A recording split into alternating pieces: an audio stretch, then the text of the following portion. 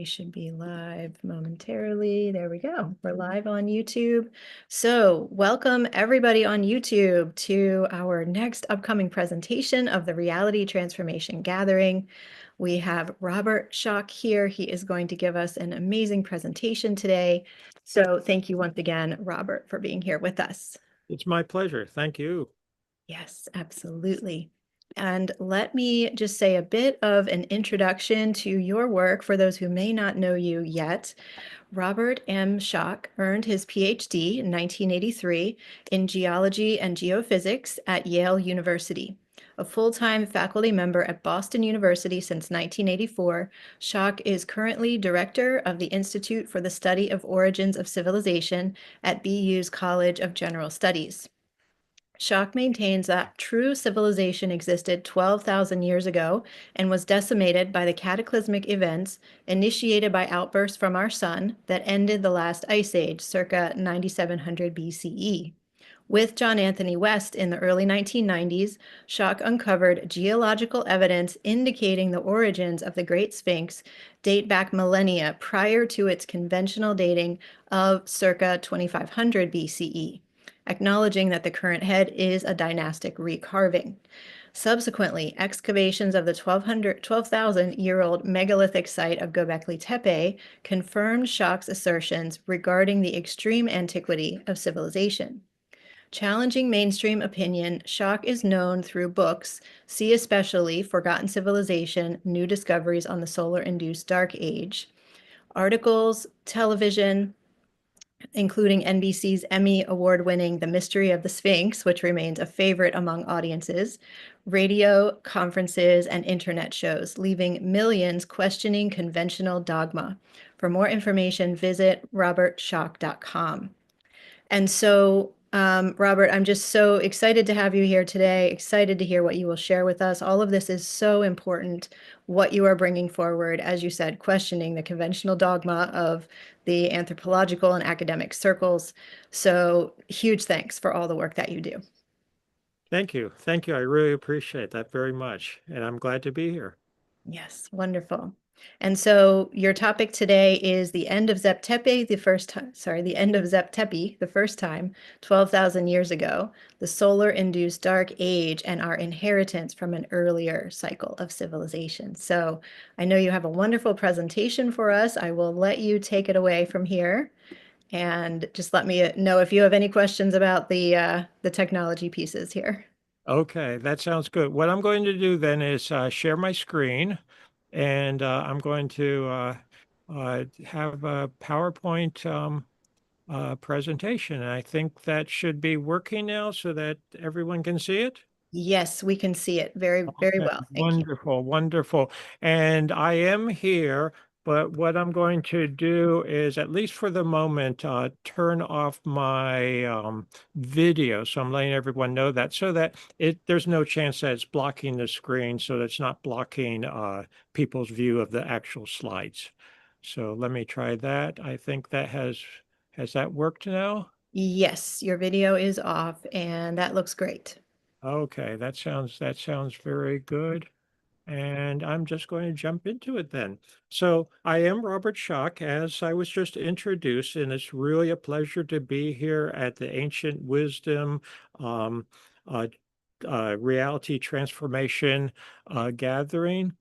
And well, I guess it's called the Reality Transformation Gathering, but I think so much of this involves ancient wisdom and ancient knowledge, and that is a major theme that, as I understand, we have over these days of the gathering. So that is what I will be addressing. My presentation today, I call The End of Zep Tepi, the first time, 12,000 years ago, the solar-induced dark age, which I refer to as SIDA as the acronym, SIDA, and our inheritance from an earlier cycle of civilization. And so let me get into that, and this will be both sort of a recap of 35 plus years of research and then bring it right forward to my latest research. So let's see if this will work. So the concept of Zep-Tepi, for those who are not familiar with it, in ancient Egyptian civilization, Zep-Tepi referred to the first time. And when I say the ancient Egyptians at the moment, I'm talking about the dynastic Egyptians going back to the Old Kingdom and earlier, the earliest dynasties just before the Old Kingdom. So let's think in terms of 5,000 or so years ago. And they had the concept of Zep-Tepi, which for them was the first time, the time of the creation, the beginning of civilization, what they considered effectively a golden age. That's the way we would express it today. And that was a time when the quote gods, and we can argue what the gods were, lived among humans. And for them, and this is important to my theme today, for them, Zep-Tepi was thousands of years earlier than 5,000 years ago. So we're talking Egyptians, say 2,500 BCE, 3,000 BCE, talking about the beginning of civilization being thousands of years earlier than their time, which frankly is anathema heresy to this day among many academics, and they just dismiss the concept of Zep-Tepi as, Egyptian myth, ancient dynastic myth to somehow give themselves more status. Not that was anything real. And I'm here to say that I believe there's independent evidence of such an early and great civilization. Yes, there is evidence that the ancient Egyptians actually knew what they were talking about. So my work on this has begun really at the end of the late 1980s. Um, I graduated, as you already heard, from Yale University. I earned a PhD in geology and geophysics back in 1983. I joined Boston University in 1984, and my serious studies of the antiquity of civilization really began with the Great Sphinx in 1990, so some 35 years ago. And this was with the late John Anthony West. John Anthony West and I first met in the late 1980s. He was an independent Egyptologist, very, very well educated, well rounded. We knew each other for decades and worked together. And he was the one who first introduced me to the concept that maybe the Sphinx has its origins going back more than 4,500 years ago, going back further than conventional Egyptologists wanted to acknowledge or even consider. At that time, and it still is in many circles today, really anathema to say that anything so sophisticated as the Great Sphinx could go back to such an early period. We need to put this in the context of the current classical conventional view, the conventional paradigm, which is that there have been fundamental evolutionary stages of humanity, that we have gone from being savages initially, that is, gatherers, hunters, foragers, so savages in a technical sense or academic sense. Then we humans go through stages of graduating to early cultivation and agriculture and village life. This is sometimes referred to as a Neolithic revolution or the agricultural revolution, and is barbarism or barbarians in a technical sense.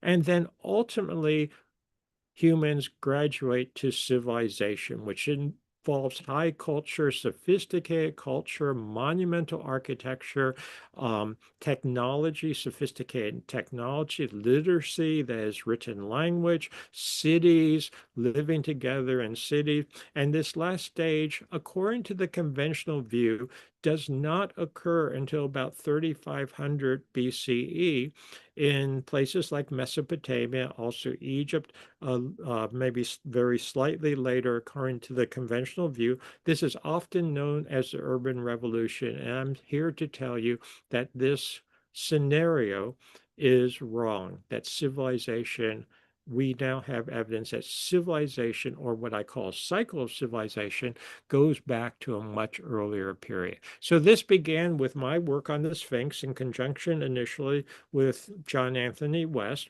At that time, as I said, the rise of civilization was supposed to be about 3500 BCE. The carving from scratch, de novo, was supposed to be the carving of the Sphinx was supposed to be about 2500 BCE. This is a standard chronology. You'll still read it in many textbooks. But there are problems. The Sphinx is located on the Giza Plateau. For those who have not had the opportunity to visit Egypt, they often are surprised that it's located in the Giza Plateau. Well, they're not surprised it's located on the Giza Plateau, but a lot of people, if they haven't been there, they think the Sphinx sits up high on the plateau. No, it actually sits on the edge of the Sahara Desert on the plateau in an enclosure, or what's sometimes colloquially referred to as the Sphinx ditch, because the body is carved down into the bedrock. It's carved from the limestone bedrock. Only the head originally stood above ground level. And you can see this to this day when you go there, or in illustration as I'm showing. And initially, when I went there, I saw, frankly, within minutes, that there was a problem with the conventional dating of the Sphinx. The problem is that it sits in its own ditch or enclosure on the edge of the Sahara, on the edge of the Sahara Desert, which we know from geological analyses and historical records has been hyper-arid for the last 5,000 plus years, essentially all of the period of alleged civilization.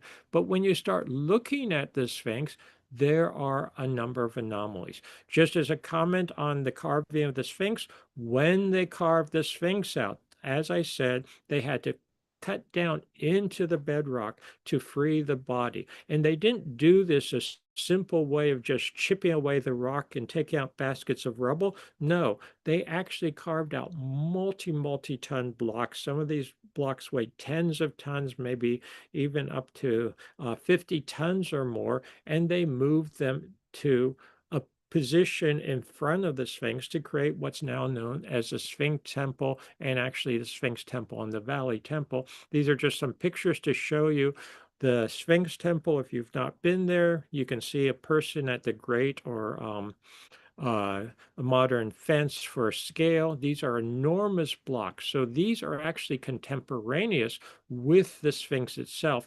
And as a side note, the Sphinx sits in front of the second pyramid. It sits due east of the second pyramid, the Pyramid of Khafre. Here you can see the Sphinx Temple, the remains of the Sphinx Temple in front of the Sphinx. So when they cut down the core body, and expose the core body and the enclosing walls. And here you see from an aerial view what I'm talking about, I hope.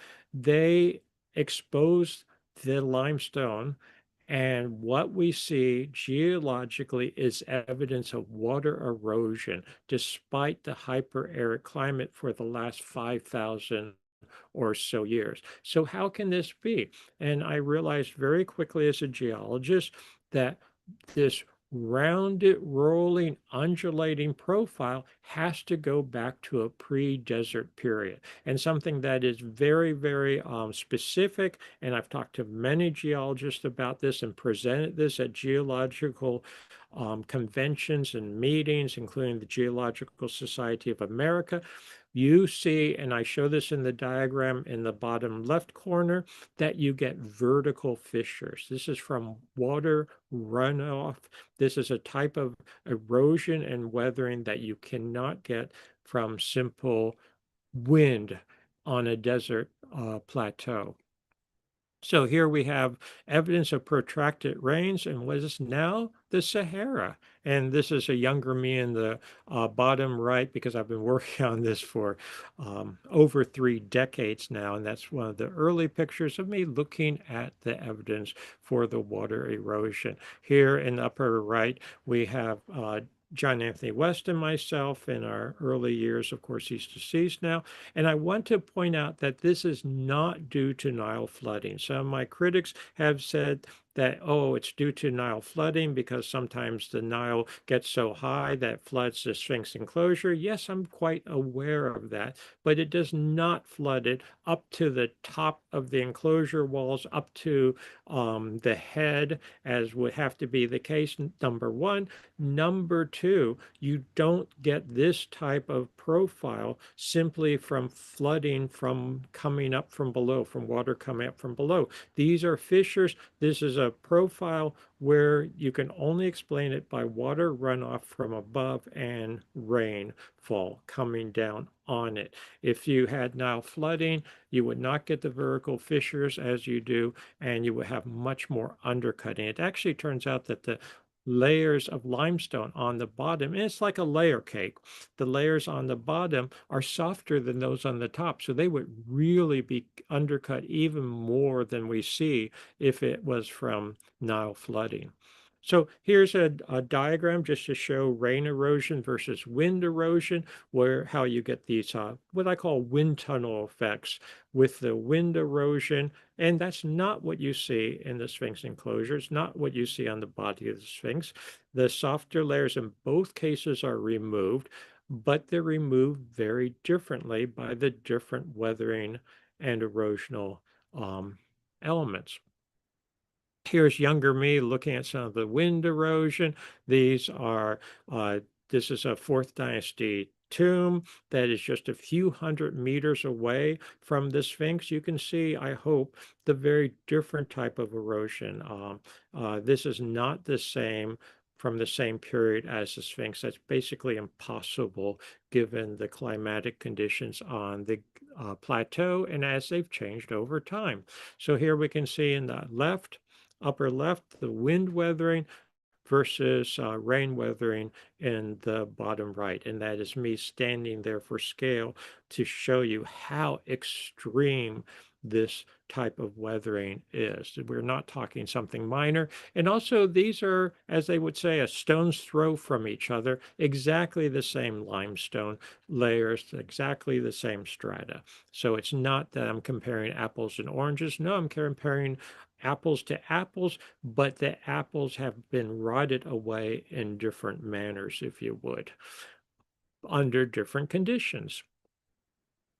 Just some more views to give you a feel for that. I hope that you're learning, if you're not aware of it already, learning a little geology here, but classic rain weathering. So I was very confident even back in the early 1990s, that the origins of the Sphinx, the original Sphinx, has to date back to pre-Saharan conditions, pre-Saharan desert period, not 2500 BCE.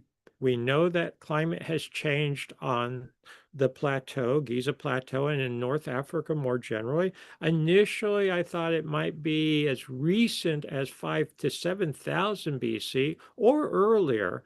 But this was a time that civilization supposedly never existed. What I'm showing in the diagram here is from a classic book on that includes a discussion of climatic changes, and you can see how it's been very much a desert. He dates it to 3100 BC.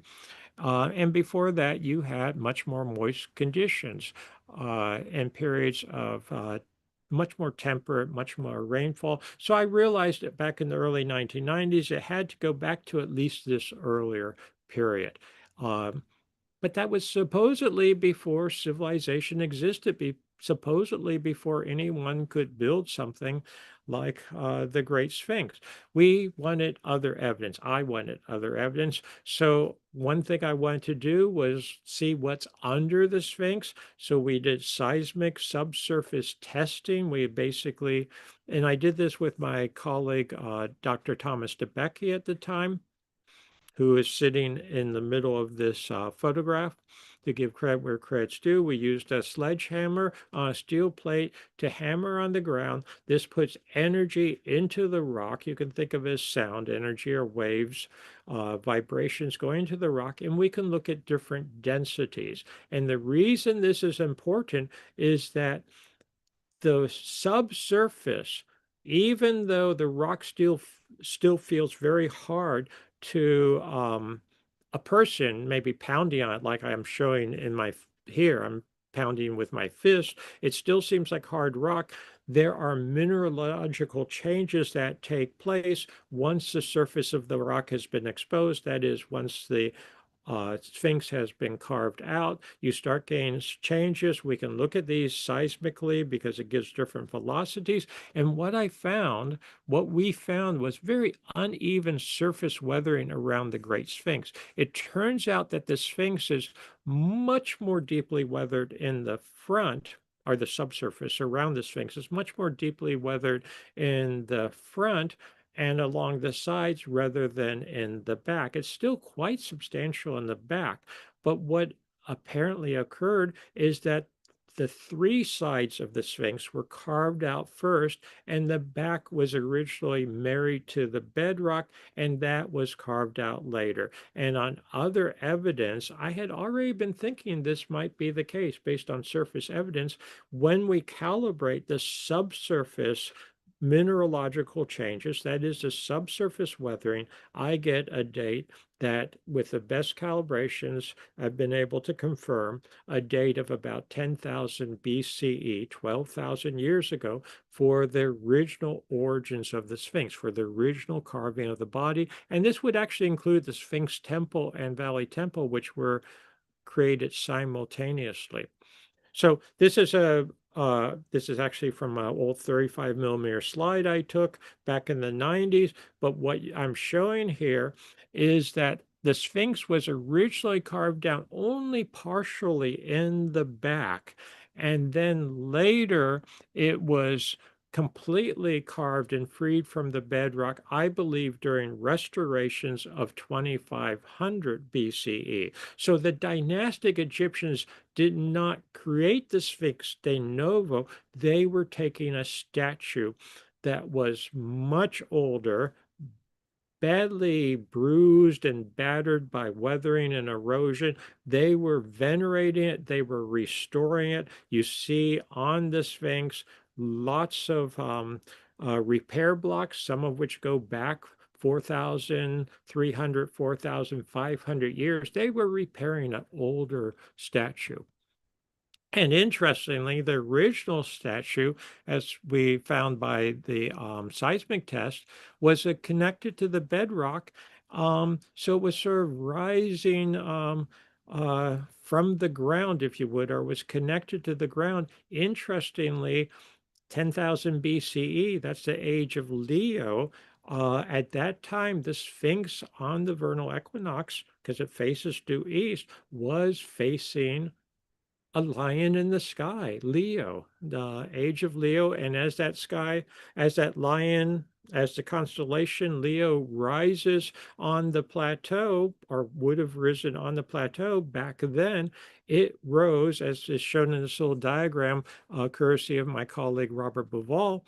It rose such that it looked like the rump was the last to rise, or was, should we say, connected? No, that's intriguing. I thought that was very intriguing. And then, as I said, my analysis is that the rump was totally free during restorations in circa 2500 BCE.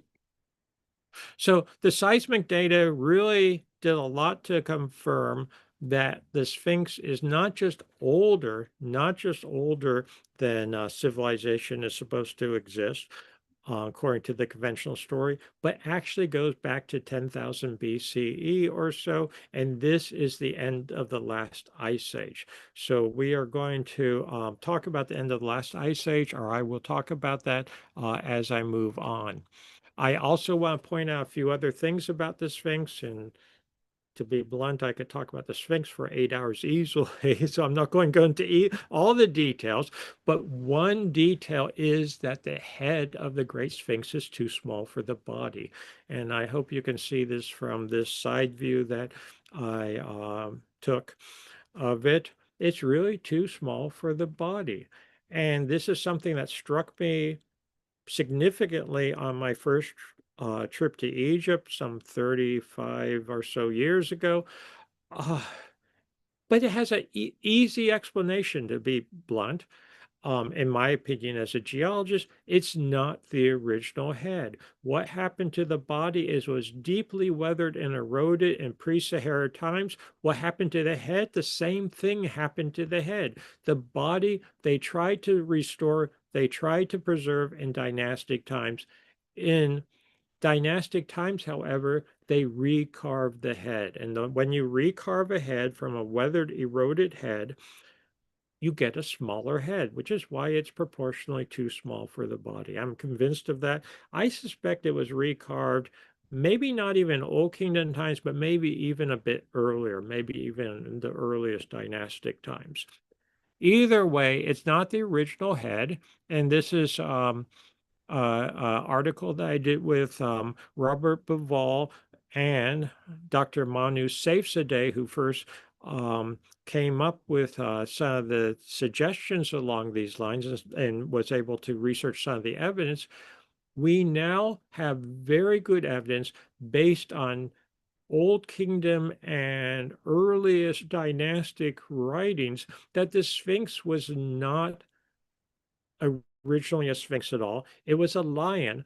And I had often thought it might be a lion, but what we found is the evidence indicates it was a female lion. It was a lioness. And we even have the name for this lioness, Mehit or Methit, who goes back to a very, very early period. In the earliest dynastic writings, they write about this lioness, and this lioness was a guardian who guarded an archive. And it turns out there's actually writings about the lioness somehow guarding an archive on the Giza Plateau. This is really interesting because when you start putting it together, does the Sphinx guard an archive?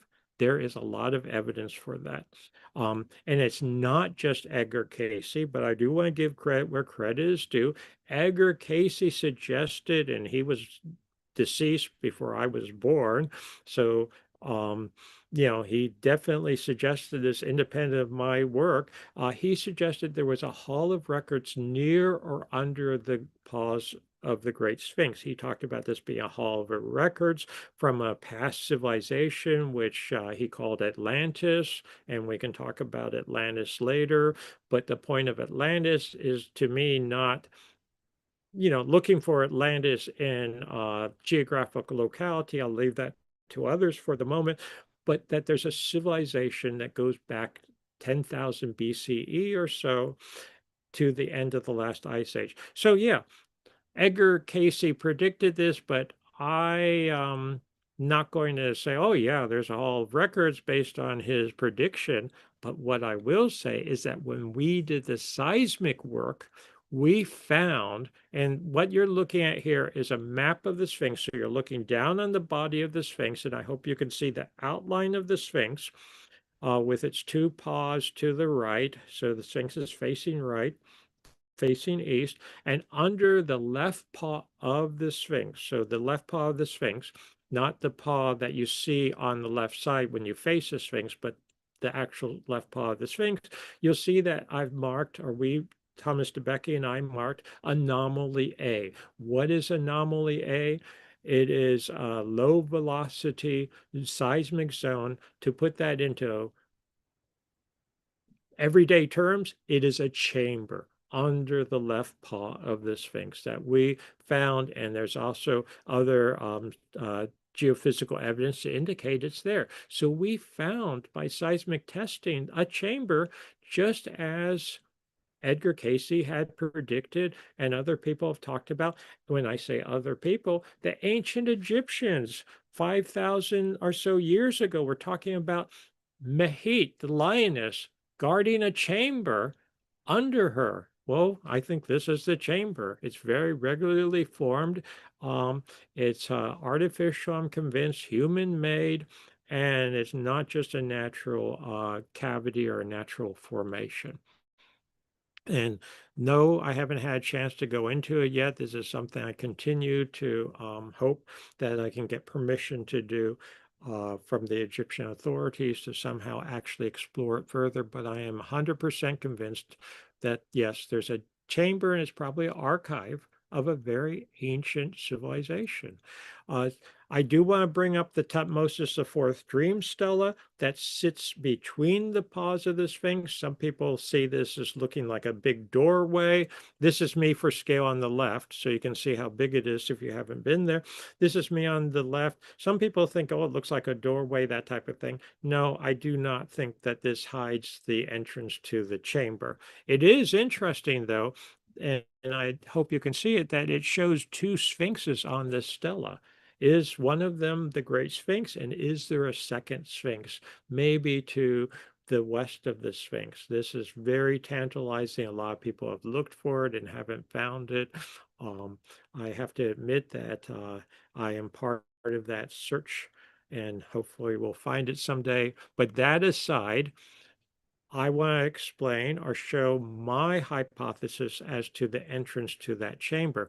One thing we did in front of the Sphinx is basically an area of sand in front of the Sphinx, in front of the Sphinx temple. We ran seismic lines there. And what we found is that there is a cliff face in front of the Sphinx temple that is covered, buried with meters and meters and meters of sand. When you look at the Tutmosis IV stela, it looks like the Sphinx is sitting on top of a building. Well, I don't think it's sitting on top of a building. I think it is over that chamber. This is what's being shown on the stela.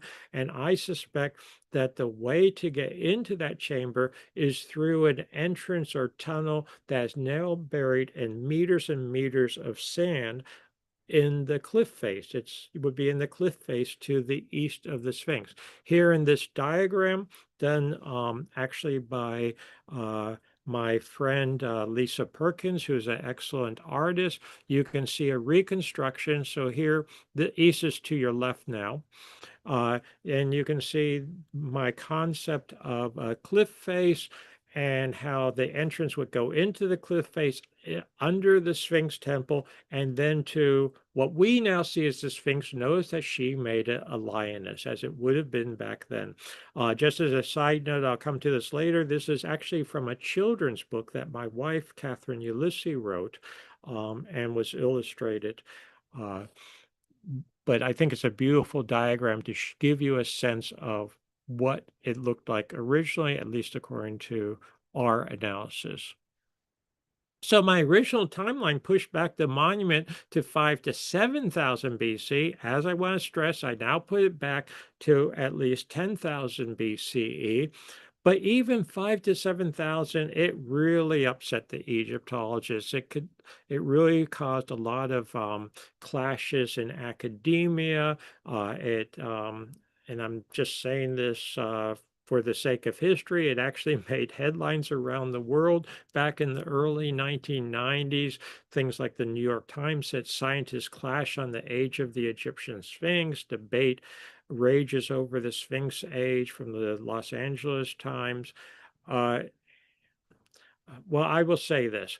It really never was scientists clashing from my point of view. It was really Egyptologists and historians versus what I would consider the harder sciences or the hard sciences. Because, with all due respect, historians and Egyptologists are not necessarily scientists. They are good academics, but science is a different thing, and I am a scientist, and I look at physical evidence. And this really came to a head because the Egyptologists were so upset that when I first announced this formally in 1991, at Geological Society of America, and all the geologists essentially agreed with me. There were a couple that tried to disagree, but it turns out they were in the employment of Egyptologists, so they had to stick to the party line. But, dozens and dozens of Egyptologists gave me feedback. I'm sorry, dozens and dozens of geologists gave me feedback and confirmation, but the Egyptologists and historians were upset, so they arranged a debate, supposed debate on the age of the Sphinx a few months later in 1992. And the date is important here. 1992, February 1992, at the American Association for the Advancement of Science. And my primary, should we say, opponent, my primary opponent, though he who was opposed to my dating, was Mark Lehner, who happened to have also gone to Yale University and happened to write dissertation on the Sphinx. But he was in Egyptology, not one of the sciences. He also happened to be a former Edgar Cayce proponent who had then switched completely and gone 180 degrees from that. But this is all in the background. But he said, and this is a direct quote during that debate, if the Sphinx was built by an earlier culture, where is the evidence of that civilization? Where are the pottery shards? John Anthony West used to joke that maybe they were so advanced they didn't have pottery, they used paper plates.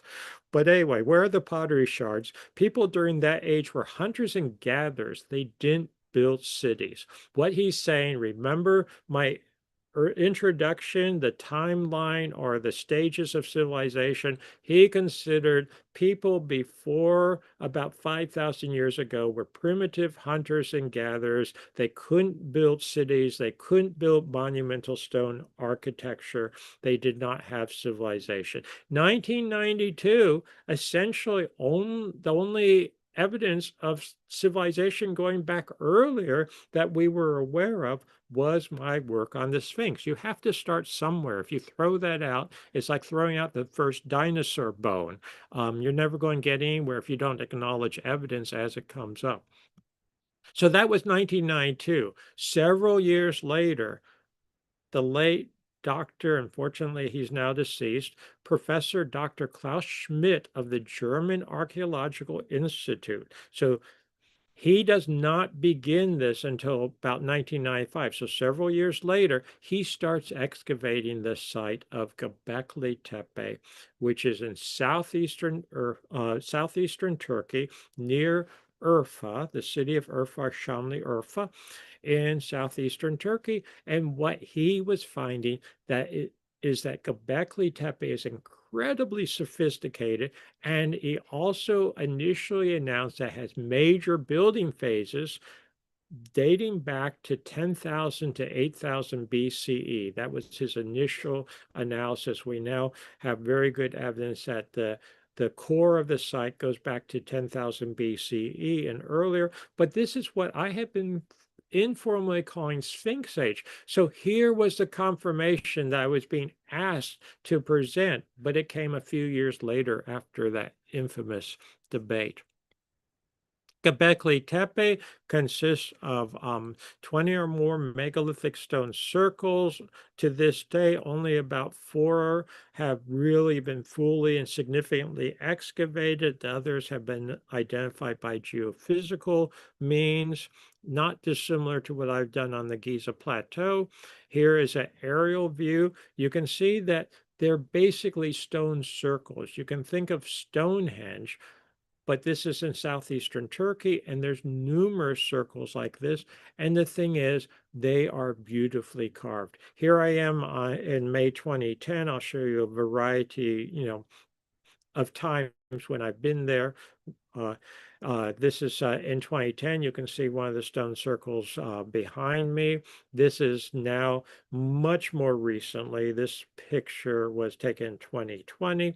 It's now a UNESCO site, United Nations heritage site, and they put this awning over it and put a ramp around it so that tourists can walk around it and look down in it. This is me at that time in January 2020. Gets very cold there. It's hot in the summer, cold in the the winter. And you can see parts of Göbekli Tepe in the background. The Stanford University archaeologist, Professor Dr. Ian Hodder, who is an expert on Turkish archaeology. I had the chance to speak with him, and this is a direct quote from him. He said of Göbekli Tepe, it's unbelievably big and amazing at a ridiculously early date with huge great stones and fantastic, highly refined art. Notice, highly refined art. Many people think that changes everything. It overturns, I'm sorry, it overturns the whole apple cart, overturns the whole apple cart. Those are his words. All our theories were wrong. So he, and I laud him for being brave enough to say that, we have to take this seriously. It really does change everything.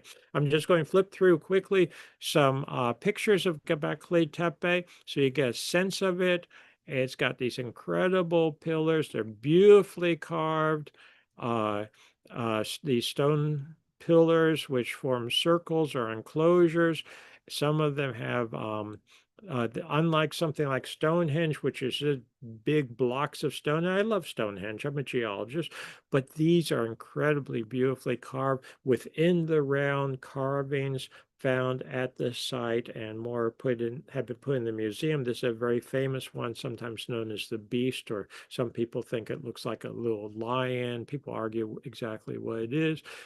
This is sometimes known as the vulture pillar, but the point is that these are beautifully carved, incredibly sophisticated, and go back to about 12,000 years ago, actually the end of the last ice age. Here's a fox, and notice if you look at this closely, you'll see that the fox is carved in relief, bas relief, but there's actually a little pig under it that is incised into it. This site was used and reused, I believe, for a couple of thousand years before it was ultimately buried, and I'll come to that. More of these T-pillars, as they're referred to. In this case, you can see that it has arms and hands. Uh, and I'll come back to that. I want to point out Göbekli Tepe, just to orient you, is in northern Mesopotamia. It's near the city of Urfa. And this is actually the area between the Tigris and Euphrates rivers that some people, based on the Judeo-Christian Bible, say was the biblical Eden, the area of Eden. I'm not saying actually the Garden of Eden, which would be in Eden, but it's certainly a very holy site for many, many religions, specifically the Abrahamic religions, that is Judaism, Christianity, and Islam.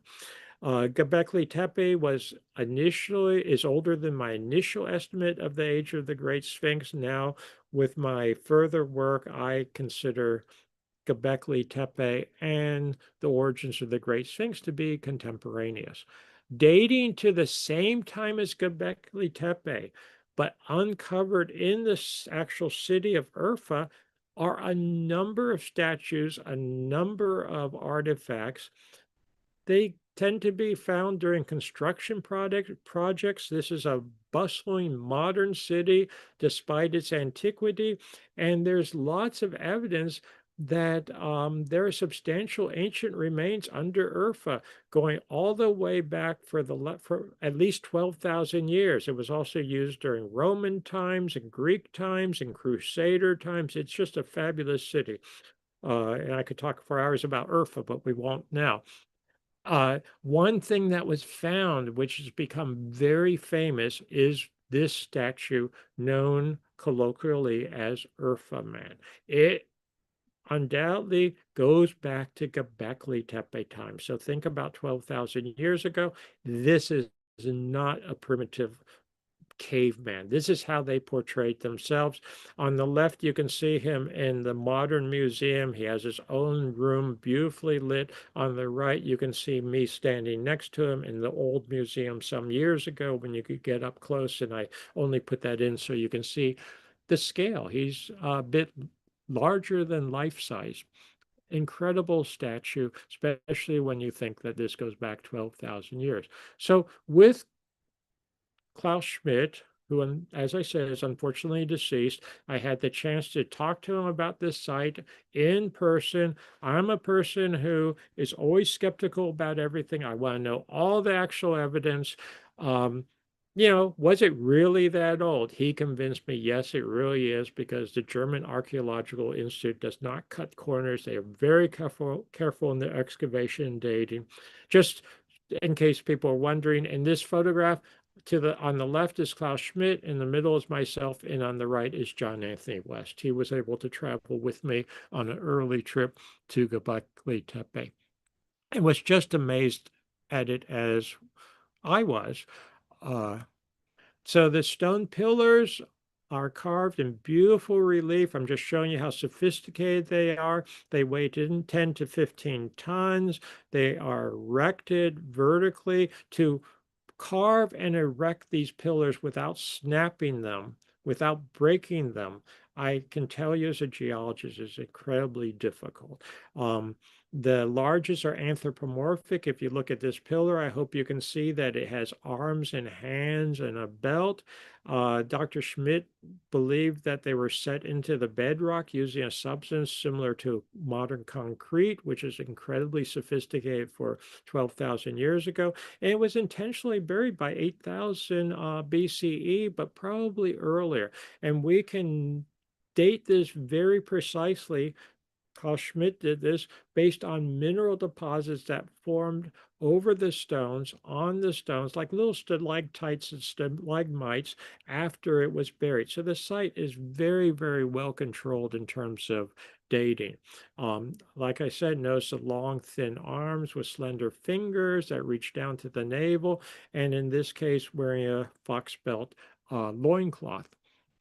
So you find not just megaliths, and I want to point this out because I think it's important, but you find little beads, you find little arrowheads, etc. Some of the classic archaeologists say, oh, you have these little arrowhead-like things there. Oh, they're very primitive. Well, think about it today. We have sophisticated iPhones, but I still use a pencil sometimes. When technology goes down, I still use a chalkboard in the classroom, something that's hundreds of years old. But what we also have, and I'm showing this in my hand, on the left and center, they find these incredible little beads. And I don't know if you can see it in the photograph necessarily on YouTube or whatnot, but these little beads are carved out of very hard stone, and they have little holes on a millimeter scale drilled through them the long ways. How do you do this without any tools made out of metal? Because this is supposed to be pre-pottery, pre-metal. It's supposed to be, quote, very primitive hunter-gatherers. And I would like to suggest, and this is only very tentative, that maybe they had metal tools. Maybe they specifically had wrought iron, which you can make once you know how to do it pretty easily. Metallurgists, you can read about that, and without going into detail now, wrought iron is not that difficult to make from the correct ore products, which we know that people around the world were mining well before the end of the last ice age. Most people say they were just mining it for the color, for the red ochre color. But no, they may have been making wrought iron pins or needles, maybe small knives, that type of thing.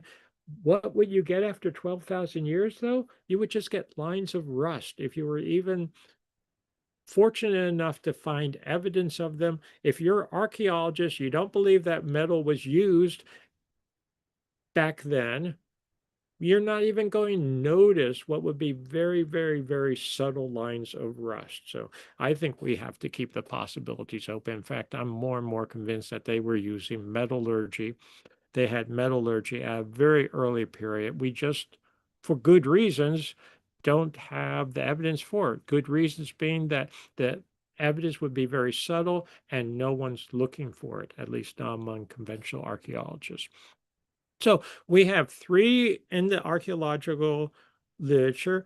Basically, there are three characteristics by which one can identify true civilization. Monumental stone architecture, we certainly have that at Göbekli Tepe. Settled urban or city life, I would contend that the city associated with the Göbekli Tepe is Urfa itself, where Urfa man was found.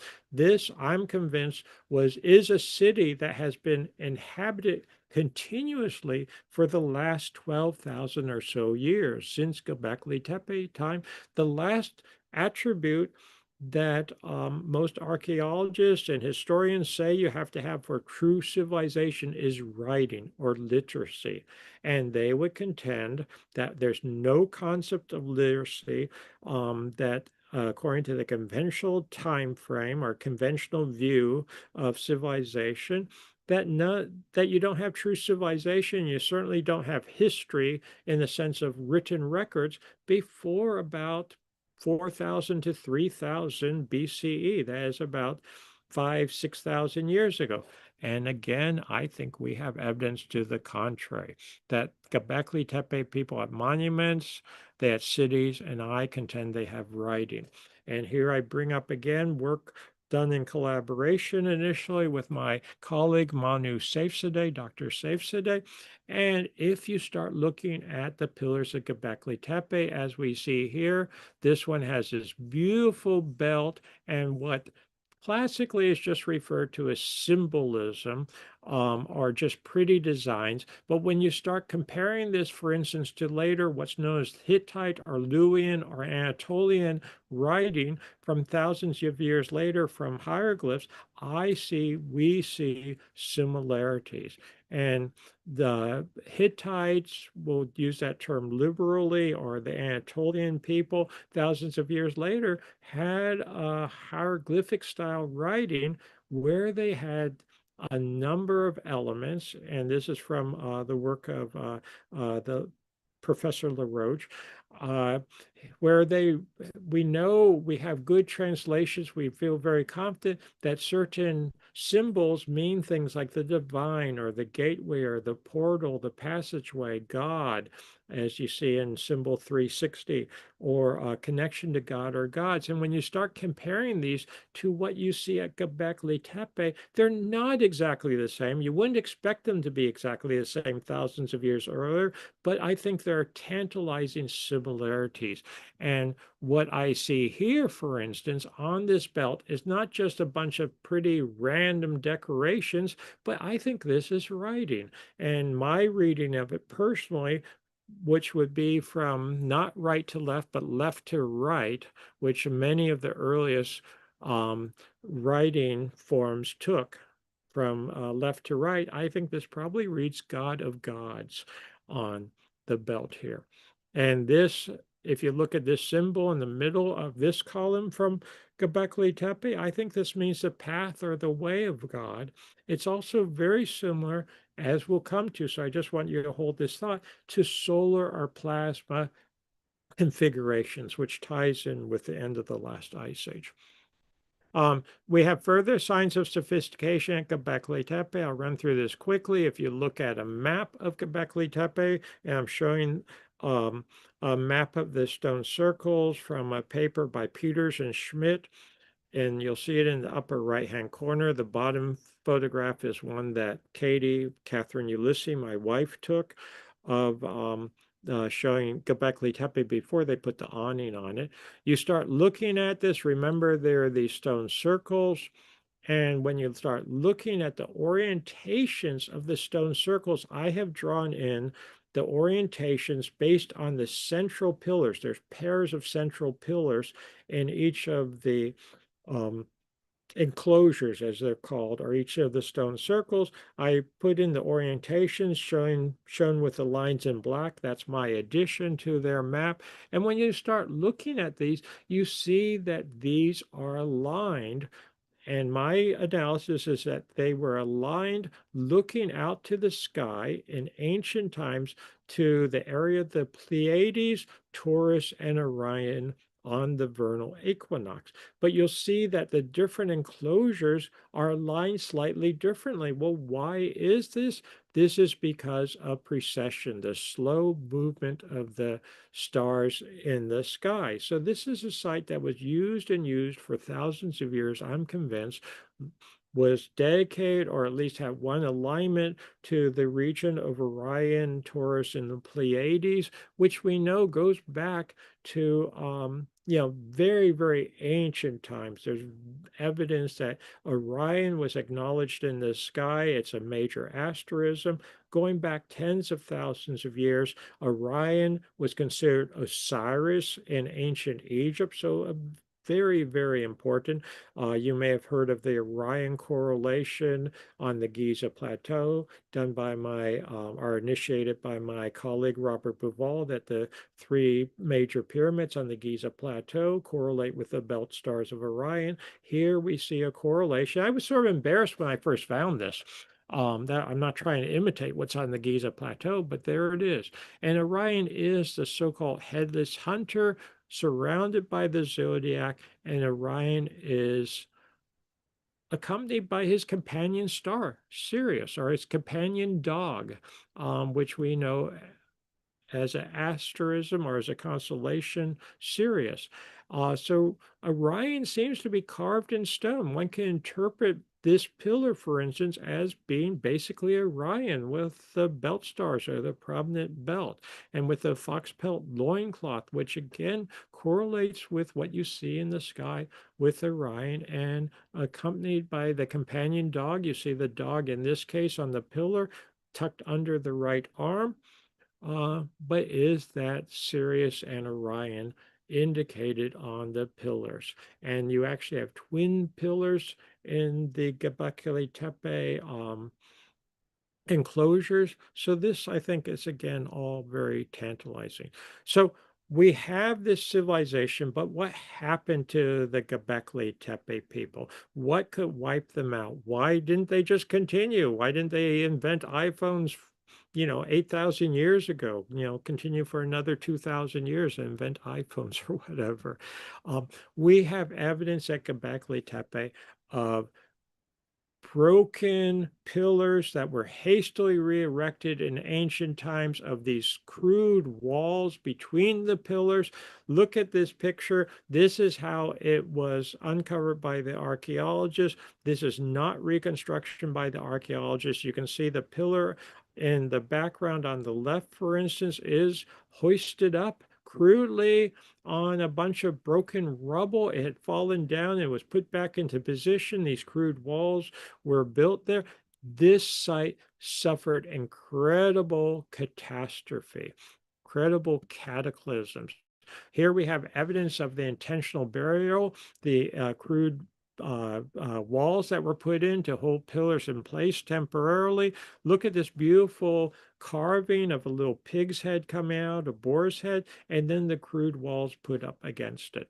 The best, here we have another one. If you look at the pillars and look at the pillar toward the left and slightly back, if we look at it closer, you can see how this pillar was put up very, very crudely after it had fallen down. In fact, they used parts of other pillars to just put the top back into position. So what's going on here?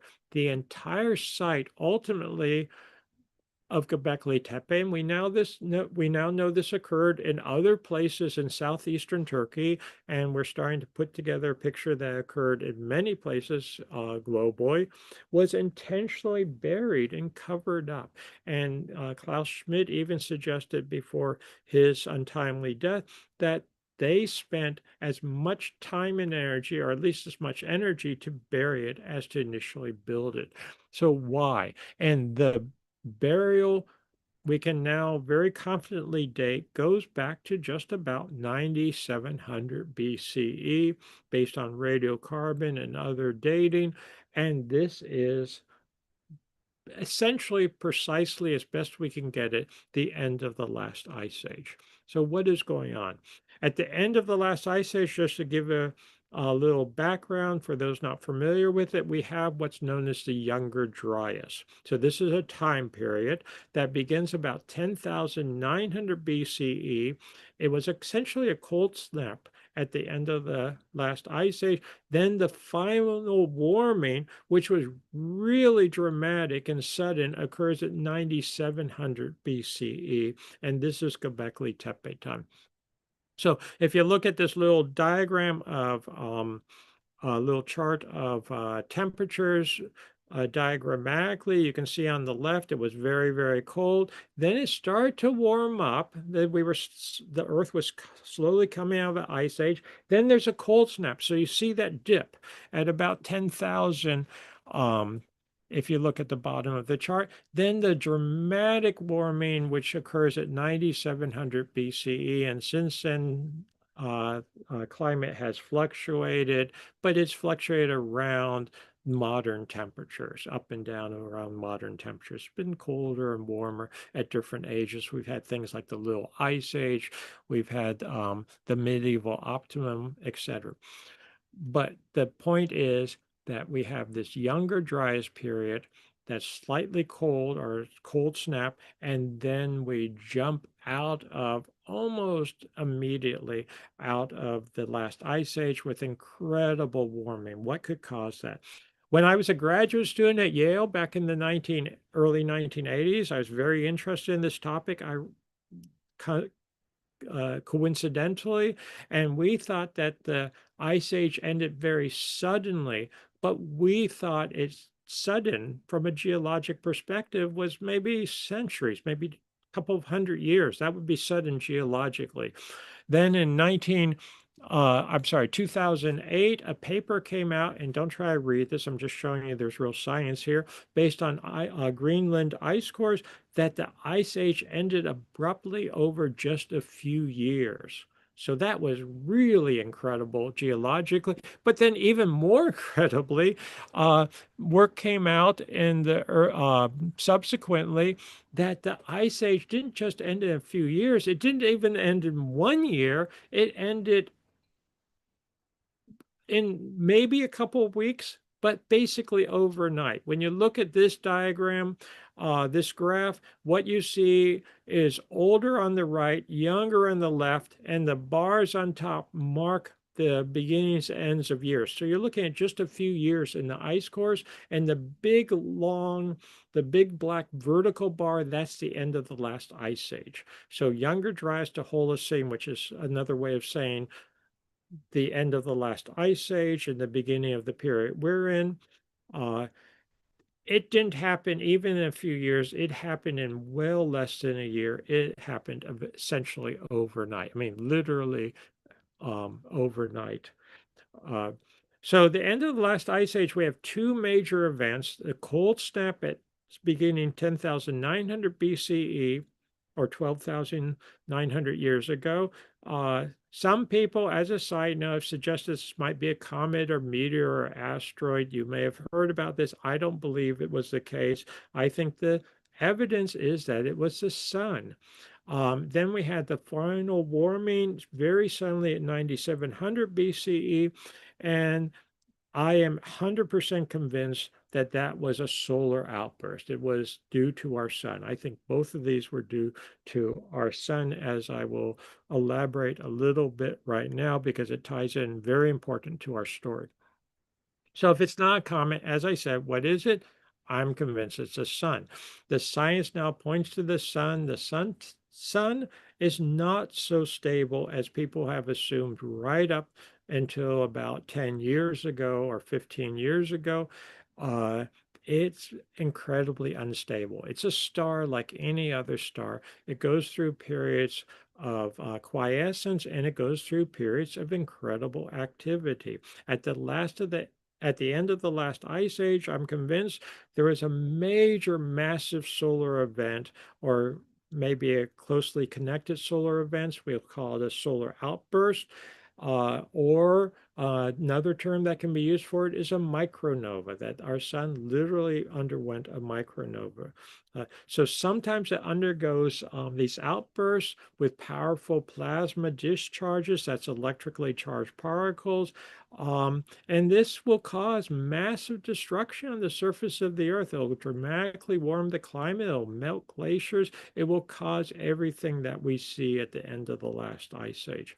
And this is documented in ice core data from Greenland, from sediment core data, from evidence that we have on the surface of the earth, evidence on the moon, as I will show briefly in a minute. So I'm convinced of this. Just as a side note, for those that uh, you know, aren't familiar with some of the physics of it, I will talk about plasma. I've talked about plasma, mentioned that already.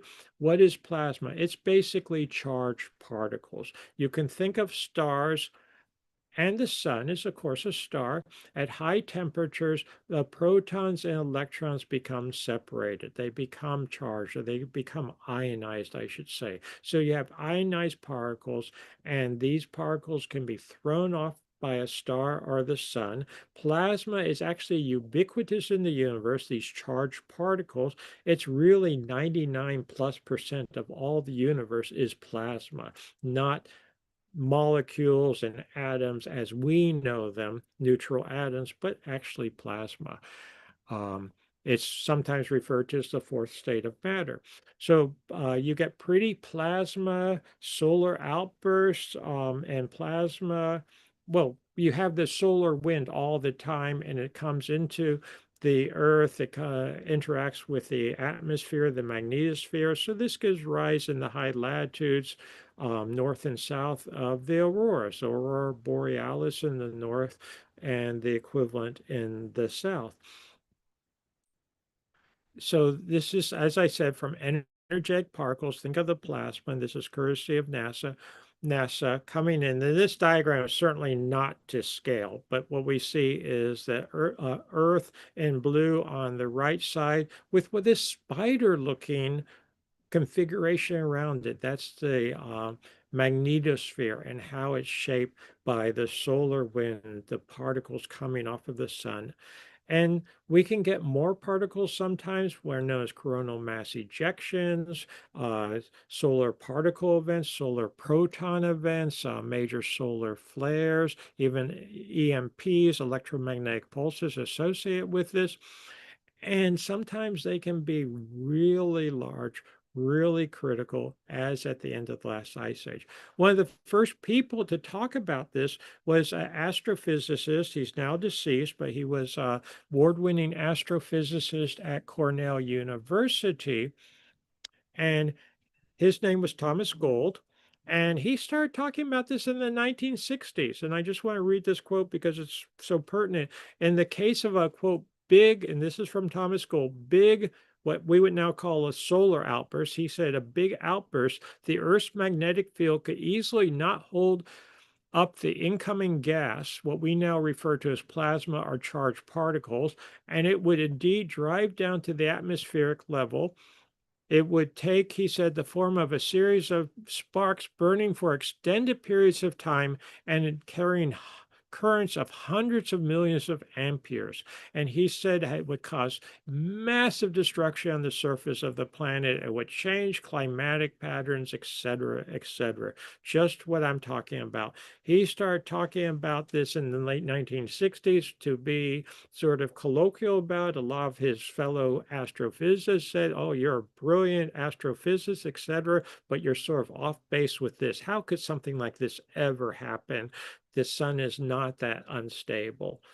It turns out he was right. And one thing he suggested was that you look for vitrification on the surface of the earth and on the surface of the moon. What is vitrification? Vitrification is when a solar outburst, intense heat, the plasma discharges, which would come down like lightning, bolts of lightning, but not atmospheric lightning, would be so hot that when they hit certain surfaces, like surfaces of rock or surfaces of glass, it would melt the rock, and then it would recongeal very quickly to form a natural glass, vitrification. Um, and or what he called back in the 1960s glazing. And this is actually a paper of that Thomas Gould published in 1969 in the journal Science. And he talks about Apollo 11 observations of a remarkable glazing phenomenon on the lunar surface. What he's talking about is evidence for what he had already speculated might be the case based on the lunar landings, the lunar data, and his entire abstract says some glazing is apparently due to radiation heating. It suggests a giant solar outburst in geologically recent time. Translate now into modern terms, geologically recent time, end of the last ice age, 12,000 years ago. And if this is really solid evidence such a phenomenon occurred. And if it hit the moon, it had to hit the Earth. The thing is, on Earth, vitrification, because of weathering features on the Earth, Moon, of course, does not have the same atmosphere as Earth. With the atmosphere of Earth, vitrification tends to not hang around. It tends to weather away. So it's much harder to find. But we do find it in some places. And there's probably periods of solar outbursts going back much earlier. So some of this vitrification may have been created much earlier. But on Earth, we, for instance, find things like the Libyan desert glass, vitrification. We find the Dockley glass, vitrification. Most geologists in the past have, for want of any other explanation, said that these were due to meteorites or comets hitting the Earth and melting the rock, and then it would recongeal. But there's no craters, there's no evidence in many cases.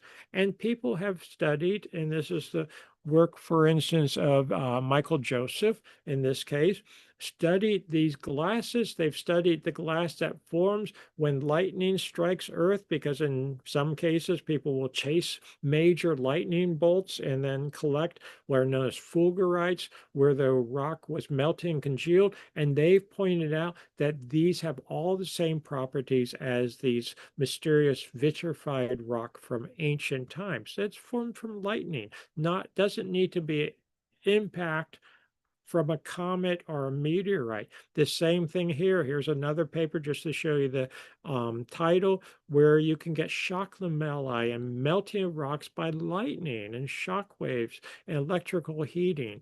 So you don't need a comet.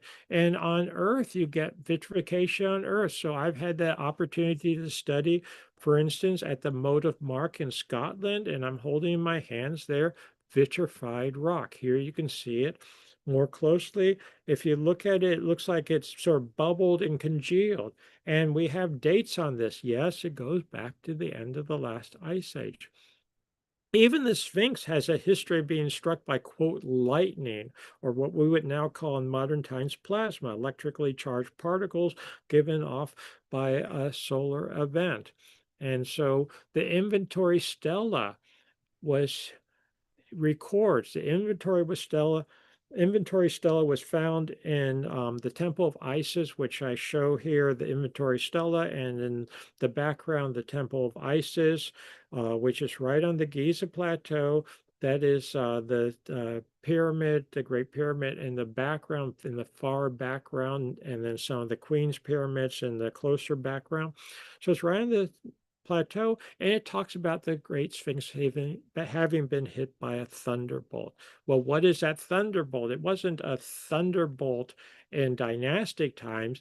The stela talks about being a very, very, very ancient thunderbolt. I'm convinced it was a solar outburst. And on the plateau, you find evidence of vitrification. This was first pointed out to me by Yosef Alyan and Muhammad Ibrahim.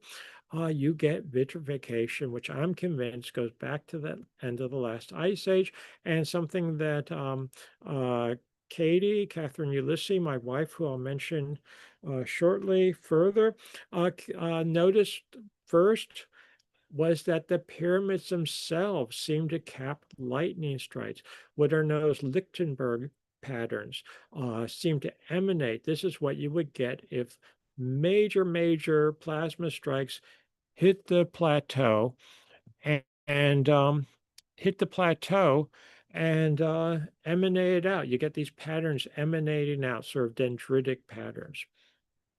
So lots of evidence. And besides the isotope cores and the sediment cores, the moon data, ancient vitrification, there's other evidence for solar outbursts which cannot be explained away by a comet or a meteorite. And this, I need to introduce the work of Dr. Anthony Peratt, who was a plasma physicist, still is a plasma physicist, but he formerly worked for Los Alamos National Laboratory for many decades, and he's now retired, but he studied plasma physics for the government and what would happen during things like major solar outbursts, what would happen to not Earth, but other planets as well.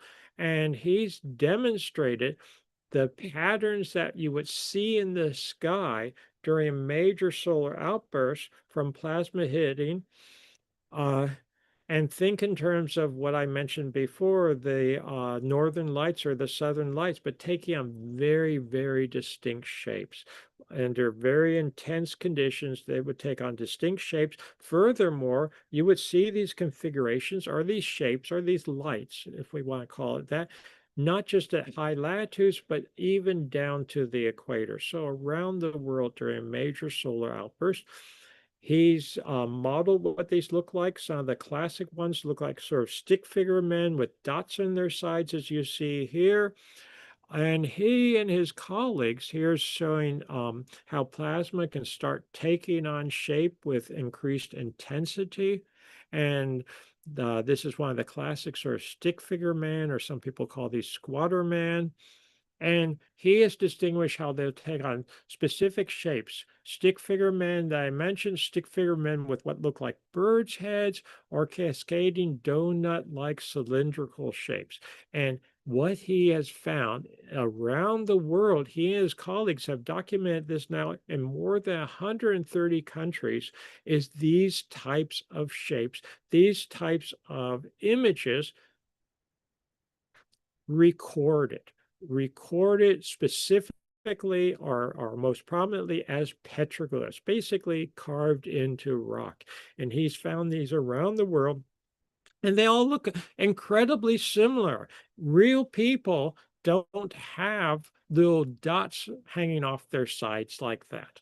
But you find this consistently. Were they all hallucinating the same thing? I think not. He thinks not. They were recording what they saw in the sky during a major solar outburst, which I would place at the end of the last ice age. And you see in the bottom left here, some of these take on, again, the shapes where they look like they have birds' heads at the top. That's something he's reconstructed. You would see during a plasma. Also, when you get the big eyes, that type of thing, there's lots of configurations, and he's published these in scientific papers. Here's some more of his, just to give you a sense of this. Some more, including the bird-headed stick figure.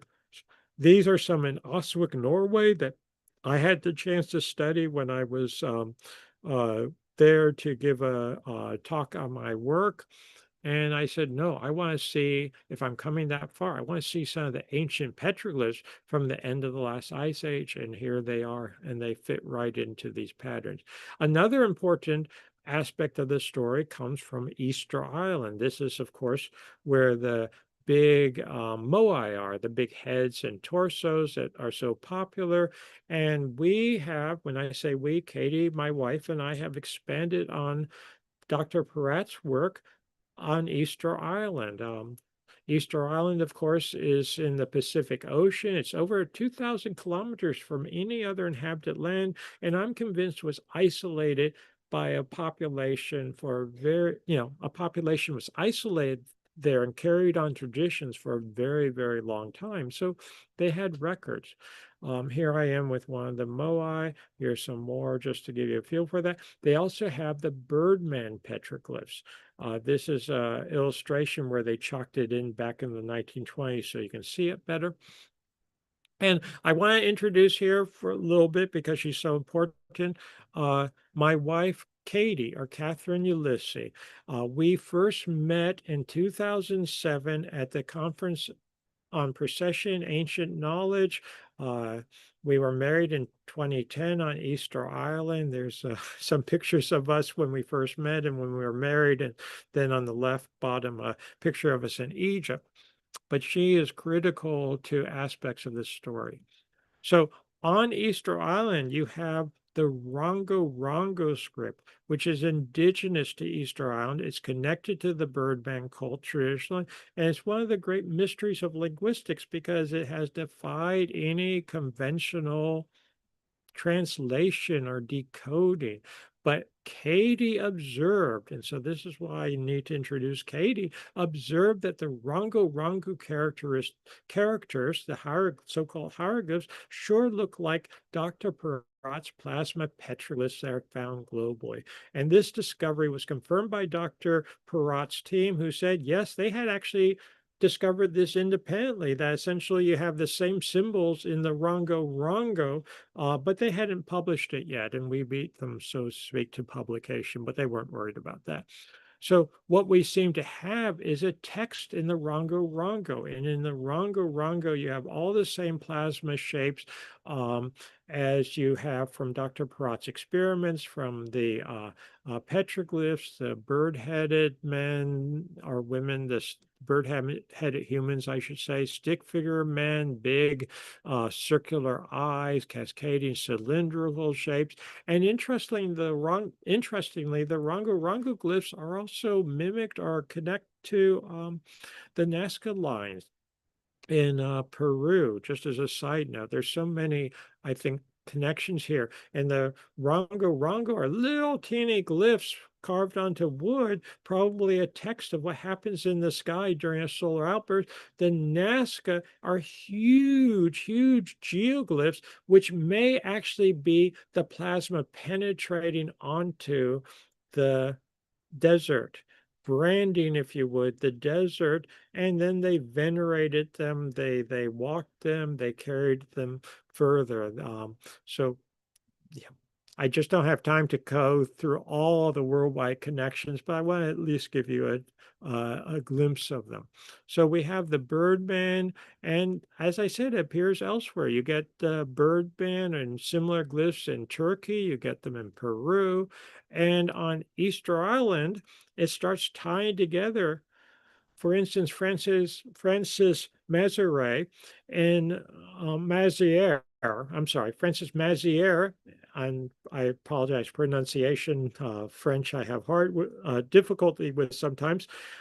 He recorded back in 1963 an Easter Island legend in the days of Roko Roko Hitau, one of the classic kings of Easter Island, sort of legendary king. The sky fell from above onto the earth. The people cried out, the sky has fallen in the days of King Roko Roko Hitau. He took hold. He waited a given time. The sky returned.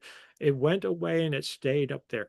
What is this describing? It sounds crazy unless you start thinking in terms of solar outbursts and what would happen during a solar outburst and the configurations you would see, the plasma strikes, and then it would go away again when the sun calmed down. So I think what we have are in the modern times sort of benign examples, but in the past it was much more severe. This is a headline or the title of a paper that Dr. Perrot published one of his colleagues, Evidence for an Intense Solar Outburst in Prehistory, and he did not have a good date for it. My analysis is that, yes, this is 9700 BCE, end of the last ice age. This is what ended the ice age. Same with the late Paul Laviolette. He talked about evidence for a solar flare, what I would call solar outburst, to causing the Pleistocene mass extinctions at the end of the last ice. Again, he put it at the same period. Since I've been talking about this, my book Forgotten Civilization was published in 2012, the first edition. And really, no one was talking about the sun being agitated, the sun undergoing fluctuations like this, undergoing solar outbursts. Since then, I can say that a lot other people have started looking at this, and we now know that even since the end of the last ice age, and don't try to read all these titles, I just want to make the point that we now know the sun underwent periods of instability at a number of times: 5480 BC, 800 BC, 600 BC, 774, 775 AD are the common era, CE, 993, 994. We now, and there's others that have been added to it, that we can add to it. The sun is not stable. That's my point. And in the last 13 years or so, all these papers were published 2012 or since. We're now learning this is the case based on ice cores, based on sediment cores, based on dendrochronology.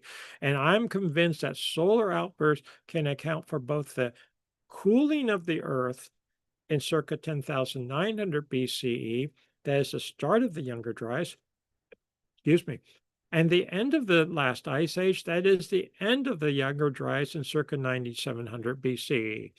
And I want to just mention this briefly. Um, again, I want to give credit where credit's due. Paul Laviolette, who unfortunately is now deceased, I knew him pretty well. He talked about this too in some of his physics papers. He was basically a physicist. And I want to point out that it was very perplexing to me what could cause that cooling initially. Uh, I wasn't convinced it was a comet, and I thought it might have something to do with the sun, but it's sort of counterintuitive. How can the sun cause a cooling event? And then the evidence came forward with a paper in 2018 that what caused the Younger Dryas cooling event was massive breaks of basically melting ice, breaking ice dams that then dumped water, fresh water, into the northern oceans in particular, and changed circulation patterns, and changed ultimately, when you change major ocean circulation patterns, you change the climate.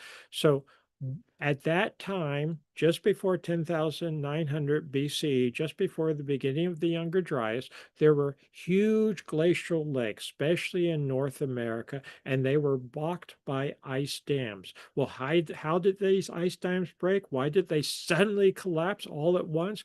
Because of a solar outburst. The solar outburst, I'm convinced, melted the ice dams. All this water was dumped into, especially the North Atlantic, and it changed the circulation patterns and drove us into a cold period, a cold spell for 1,200 years. That is the Younger Dryas. And it can be explained, I am convinced, by a major solar outburst.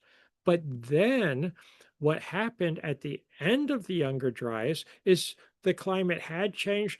These major glacial lakes no longer existed because they had been released. And then another solar outburst at 9,700 BCE, that's what did what most people intuitively would think a solar outburst would do. It warmed the climate and caused the final melting of the glaciers virtually instantaneously, and changed the climate virtually instantaneously, and ended the last ice age. And at that time, it absolutely decimated the Göbekli Tepe civilization, if I could call it that.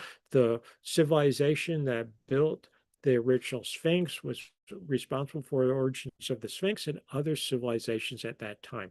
So humanity was thrown a mighty setback.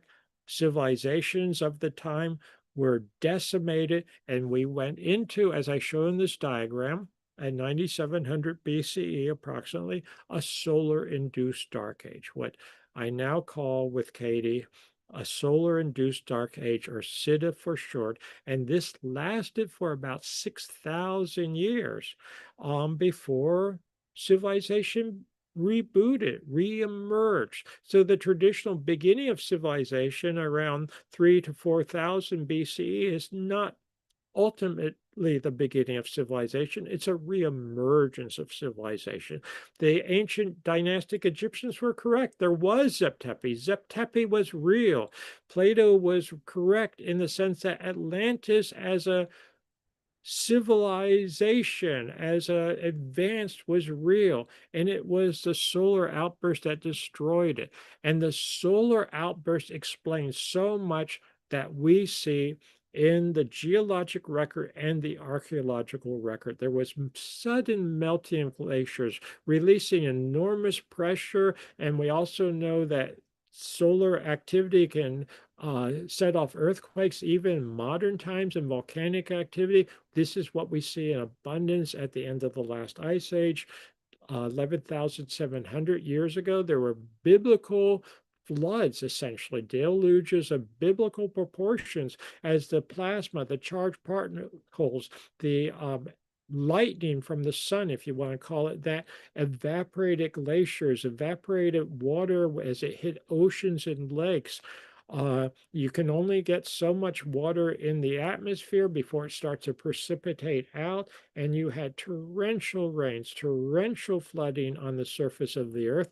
Think about the Sphinx. This is why you have such incredible weathering from rain and runoff on the Sphinx and the Sphinx enclosure. You had depletion of the stratospheric ozone. Uh, you had high radiation levels on the surface of the Earth. You had changes in the atmospheric and oceanic circulations, um, incineration of parts of the earth with the plasma coming down, not just forming vitrification, but where it hit organic materials like forests, it would set forest fires. And we have abundant evidence at the end of the last ice age. And it would cause, of course, as you melted all these glaciers, the rises in sea levels that we see on the order of 100 and more meters. And civilization was decimated at that time. If this happened today, even something close, not even close to it, even a fraction of what happened at the end of the last ice age, modern civilization would be absolutely decimated. Um, how did people survive? How did anything from this high civilization, this earlier cycle, what I call earlier cycles of civilization, how could people survive? The best way, because there were high levels of radiation on the surface of the earth, would be to seek shelter underground, to go into caves, to go into rocks, um, and go underground. And apparently, this is what happened. This is me in Cappadocia, in one of the underground cities. But before we get to the humans, I want to point out that at the end of the last ice age, and this is at 9700 BCE, and this is a paper that was published in the Proceedings of the National Academies of Sciences uh, by Faith and Somerville to researchers titled Synchronous Extinction of North America's Pleistocene Mammals. And they point out, as others have, that the mass extinctions, and there were major mass extinctions at the end of the Younger Dryas, at the end of the last ice age in 9700 BCE, they were large mammals. They were primarily large mammals at the top of the food chain. They could not escape underground. They couldn't find refuge in caves. That wasn't what they did, and they died from what was happening on the surface. Small animals could go into caves and crevices, go under rocks and be protected. Humans, in some cases, and in some cases, things like cave bears who were used to living in caves could survive. But humans could go and protect themselves. That's what humans did. Humans are smart. So they protected themselves by going into caves initially, natural caves, I'm convinced, and carving underground shelters. The Austrian archaeologist and explorer Heinrich Kusch and his wife Ingrid have pointed out that at the end of the last ice age, you have these, for them, inexplicable shelters and caves and tunnels from the end of the last ice age. He even points out here, and I just point this out, that we're talking 12,000 years ago. That's his dating of it. That is exactly the period I'm talking about. He's talking around numbers. And you have these tunnels that weave from Scotland to Turkey, as he says. Well, what's going on here? They are protecting themselves from what is happening on the surface. And you have on Easter Island low, thick houses and artificial caves. And I do want to make the point that some of my critics will say, oh, some of these date to a later period. Well, that may be true, but they were making things like this at the end of the last ice age. And of course, the memory stuck with them for generations and generations that may occur again. So, yes, some of them were made later for the possibility that it would occur again. And I will say, as a geologist, it will occur again. I'll come to that. But you have these low stone houses. They're not protecting themselves from their enemies. Their enemies would just block up the entrances and starve them to death if they wanted to. Same with a lot of the underground cities. You have these mysterious caves on Easter Island that were inhabited for thousands of years. That's Katie, my wife. There I am emerging from one. You can see how they blocked off the entrances. Well, this is what you would do if you're protecting yourself from radiation and plasma discharges. We have the same thing on Malta. We've been to Malta. I could talk about lots of other interesting things on Malta, but for the moment, thick caves, which are among the oldest human inhabited features on Malta, again, go back to this period. Or Ajanta in India. Yes, these beautiful caves were recarved, reused later by Buddhist monks and whatnot. But what's their origin? I'm convinced, carved into the solid basalt, that these, at incredible trouble and expense, these originated from a tradition that you needed them to protect yourself. The quintessential examples that many people have either seen or heard about are from Cappadocia, also known as Cappadocia, in Turkey. And here they have a tradition to this day of living in the rocks. You can fly over it in a balloon and see how they build into the rocks, and they have the famous underground cities. Two of the most famous are Kuyu, shown here diagrammatically, how it has all kinds of basically levels below the surface.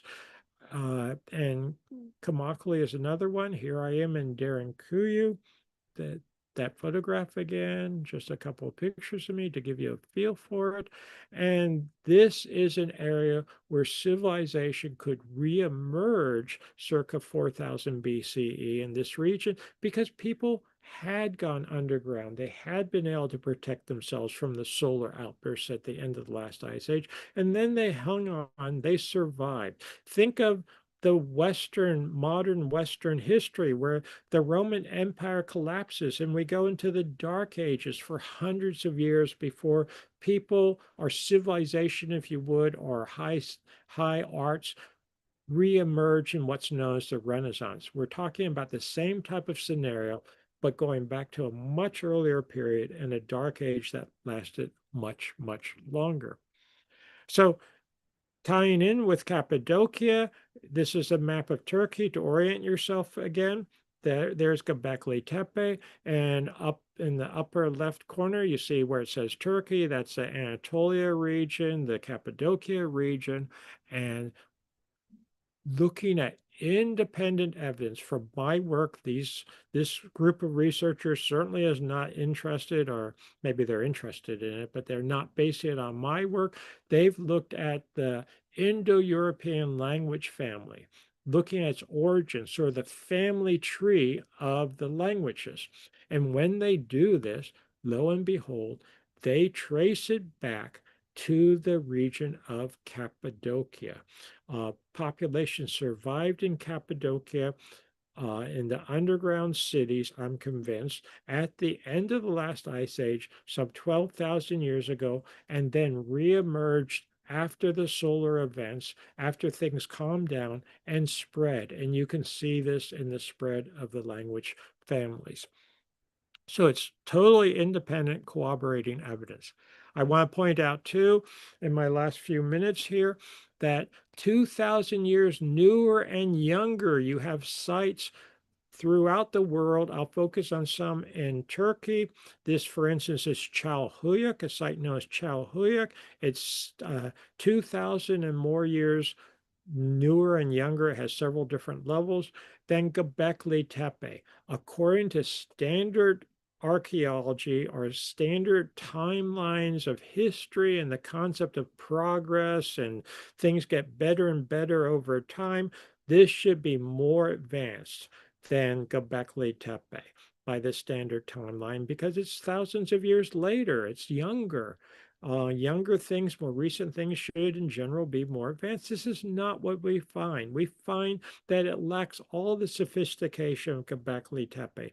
We were set back. Again, we went into a dark age, what I refer to as a solar-induced dark age. Here we have at Çalhuyuk essentially mud brick structures on top of each other, no monumental stonework. And I want to point out, I am not cherry picking. This is just one of many sites like this from this period. This is one reason that Ian Hodder said that Göbekli Tepe threw everything out of place, why it overturned the whole apple cart, because he actually spent decades excavating this site and being in charge of this site. And at that time, before Göbekli Tepe was discovered, it was considered incredibly sophisticated for such an early site. And then an even earlier site, Göbekli Tepe, was found, which was much more sophisticated. So it just really put everything in a tailspin. As he said, demonstrated that the old theories were wrong. So again, I'm not cherry picking. I'm just giving you an example. It shows civilization in decline after that solar event. Here's Katie and myself at Çatalhöyük, and it is representative of the solar-induced dark age, the Siddha period.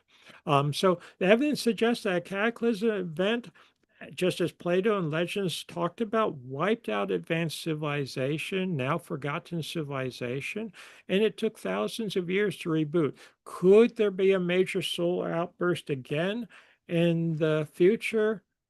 Unfortunately, I really don't like talking about things that are scary or bad, but I've got to be true to the evidence. We may be overdue. Thomas Gold, who I mentioned before, suggested it could happen every 10,000 years. If that's the case, the last one was 11,700 years ago, and we're overdue. But he was just talking in broad terms. When you look at the actual data, though, since then, because he was talking initially in the 1960s, you look at this, what this shows is solar activity in the upper left of the graph is solar activity at the end and just after the last ice age. And you'll see that the red is really high activity, the blue is really low activity. What we see is that the sun was very volatile. It was going through periods of incredible activity, then it would sort of calm down, then it would burst open again. It would have another major solar outburst. Over the thousands of years, going from left to right on the top of the graph, it slowly calmed down, it stabilized. Then if you pick it up on the bottom graph, it stabilized. And it was during the period of the bottom graph, that is the last 5,000 to 6,000 years, that the sun stabilized and civilization began to reemerge, and then it emerged, and we now have the civilization we have today. But look at the bottom right, far right, the sun is now ramping up again. It's now becoming unstable once again, just as it did at the end of the last ice age. And I'm sorry to have to give you that news, but this is the truth of the situation. And we now know astrophysically that sun-like stars, they can undergo periodic micronova events. They can undergo change. They're not as stable as people thought. They can undergo major discharges, even atmospheric lightning, what we would think of as that, can cause craters, and certainly major discharges can cause major cratering. A lot of the craters on the moon are probably, in my assessment at this point, not meteoritic, not comets, but from solar outbursts. They're not preserved on Earth because of the tectonics and the weathering erosion that we have on Earth. Uh, there are stars, and I give one example here, T Pixides, that is not exactly solar-like, but it undergoes nova-like phenomena over the course of decades and throws out sheaths of plasma and even particulate matter. Other stars have a periodicity of about 10,000 to 12, 13,000 years, and I think that's where our star falls. It's got periodicity, and the last period of superactivity was about 12,000 years ago, and we're now going into a period of activity once again. Possibly, and you can read more about this on my website if you're interested, possibly we undergo recurring catastrophe as we go through certain regions of the galaxy. We're traveling through the galaxy, we're going through a plasma torus. We might be connected to a binary star that is throwing us to cross various energetic regions. This may be encoded in some of the symbolism of ancient statues and ancient symbols, for instance, shown on the back of this moai from Easter Island. So a cycle of civilization ended prior to the end of the last ice age. We have solar-induced dark age and then the beginning of civilization, but really a reemergence. And the keystone really is the sun. It can explain the rise of sea levels, the widespread flooding, the die-off of large mammals, underground cities, plasma petroglyphs, and solar worship. And I want to point out that for the ancients, there was more to the message. There's more that we need to learn from the ancients. And I capitalize ancients specifically there, that there's a spiritual aspect to the sun. They were not just sun worshipers because they were some kind of primitive people. They understood the importance of the sun at all scales, not just a daily scale for crops and bringing summer and winter, but because the sun is important in the longer term cycles, what we can refer to, and people like Schwaller de Lubitsch refer to as sacred science. The birdman and the birdwoman in Egypt are solar plasma motifs, I'm convinced, and we see symbolism of this in this, if we know how to read it, more profound message throughout the ancient world. In India, which Katie and I had the good fortune to visit, the sun is considered the physical manifestation of God, literally. And I don't think this is just a primitive belief, as I'll elaborate just a little bit now. I love this. This is, we saw in one of the Indian temples, and basically it's talking about the right and true path leads to the formless one God, that is the sun. And, the sun as a manifestation of God or divinity. The ancient Egyptians, many of you may realize, believed that when we die, we could be reborn as stars in the sky. They took this very literally. Or in other terms, we become the sun because the sun is our star. And this is shown on a sarcophagus, which at least when I took this photograph, was in the, we'll call it the Pink Museum, the Classic Egyptian Museum in Cairo. Some of the artifacts have now been moved to the Egyptian Grand Museum, the new museum there. But is the sun conscious? If we go to the sun, our consciousness goes to the sun or to stars, are they collections of consciousness? Are stars conscious at some level? I think we have to think about these things very seriously. And without elaborating greatly, I would say yes, there is a consciousness. This is from Tutankhamun's tomb. And if you notice, you can see the deceased connected to stars are going to the stars. Here we have cartouches of the pharaohs in the sky becoming stars. And this brings me back to Katie. my wife, when we first met in 2007, one of our early conversations was how the Egyptians believed that we can be reborn as stars in the sky. And Katie had suggested to me at that time that this actually might have a physical mechanism or physical reality as a result of our hydrogen and what hydrogen can do and hydrogen can encode.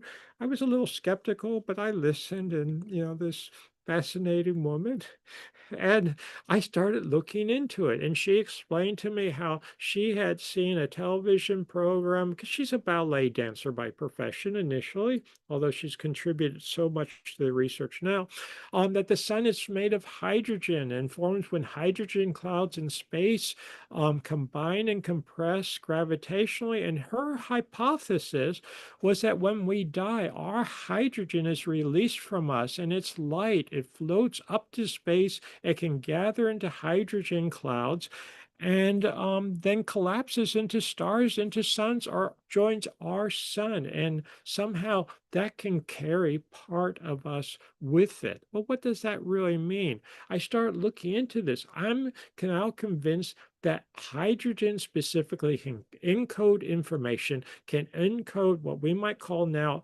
aspects of our being, our personality. This is supported by serious scientific research from even someone like the late Luc Montagnier, the 2008 Nobel Prize winner.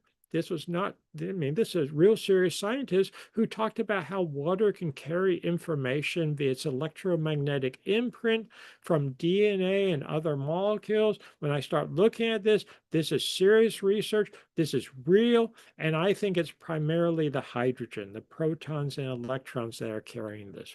We are hydrogen. This also ties in with the work of someone like the late Dr. Emoto, who I'm sure many people have heard of, how water can respond to consciousness, thoughts, emotions, can encode it. And again, I think this gets back to ultimately the hydrogen. What is water? It's two hydrogen atoms and an oxygen atom. And oxygen itself are other atoms that are larger or heavier than hydrogen. They're ultimately made out of protons and electrons, basically hydrogen atoms. And some people have suggested Emoto's work was not very good, but it has been corroborated. I want to point that out. Other people have been able to expand on it. I've looked into this myself, and yes, it can be corroborated. Yes, of course, everyone makes mistakes sometimes, but in this case, there is a core substance to it. And so when we physically die, and this is what Katie and I have talked about so much, our hydrogen, our constituent subatomic particles are released. It carries the information about us. Hydrogen atoms can become entangled, and I don't want to get into a lot of jargon, but basically at a quantum level, because they've already been closely associated in life in the organism, in our personality, they can aggregate, they can collect, they can stay in, we'll call it communion. Diverse collections of hydrogen carrying different sets of information may be released by the physical body, by us when we pass away, even actually when we're still alive to a certain extent. And if the personality, the consciousness, I'm convinced, of a person from this life is to survive in a recognizable form in the next life, you have to keep some of that together. It's important, necessary to combine, to reintegrate what I've called colloquially psychic components in the thereafter. The ancient Egyptians amazingly actually talked about this as the different components of the soul and the spirit and the body. I mean, they were so far ahead of us in many ways. They were not just primitive. And other ancient people. So, matter and consciousness, I'm convinced they're absolutely interlinked. And one can ask, well, what's more fundamental? Maybe they have to go together. Although, if you have to put one as more fundamental, I say ultimately information, consciousness, and that is encoded in things like protons and things like hydrogen. I want to point out, because I really think he's so important on so many levels, Max Planck. And some of you know about Max Planck. He was the 1918 Nobel laureate, in physics. He got the Nobel Prize in Physics for quantum theory. There became quantum mechanics. And this is a direct quote from him. I've looked it up and confirmed it. He says, Max Planck says, I regard consciousness as fundamental. I regard matter as derivative from consciousness. We cannot get behind consciousness. Everything we talk about, everything that we regard as existing, postulates consciousness. That is, it's consciousness, not matter, not material. It's consciousness, it's information, it's our mind that is more important. In our physical world, the most fundamental material expression of consciousness, going back to Katie, are electrons and protons. That is hydrogen. And this, I believe, brings us full circle back to Katie's work in theory. And then going to one more thing, I want to point this out because we love this statue. This is a statue from Egypt. It was in the old Cairo Museum. It may have been moved by now.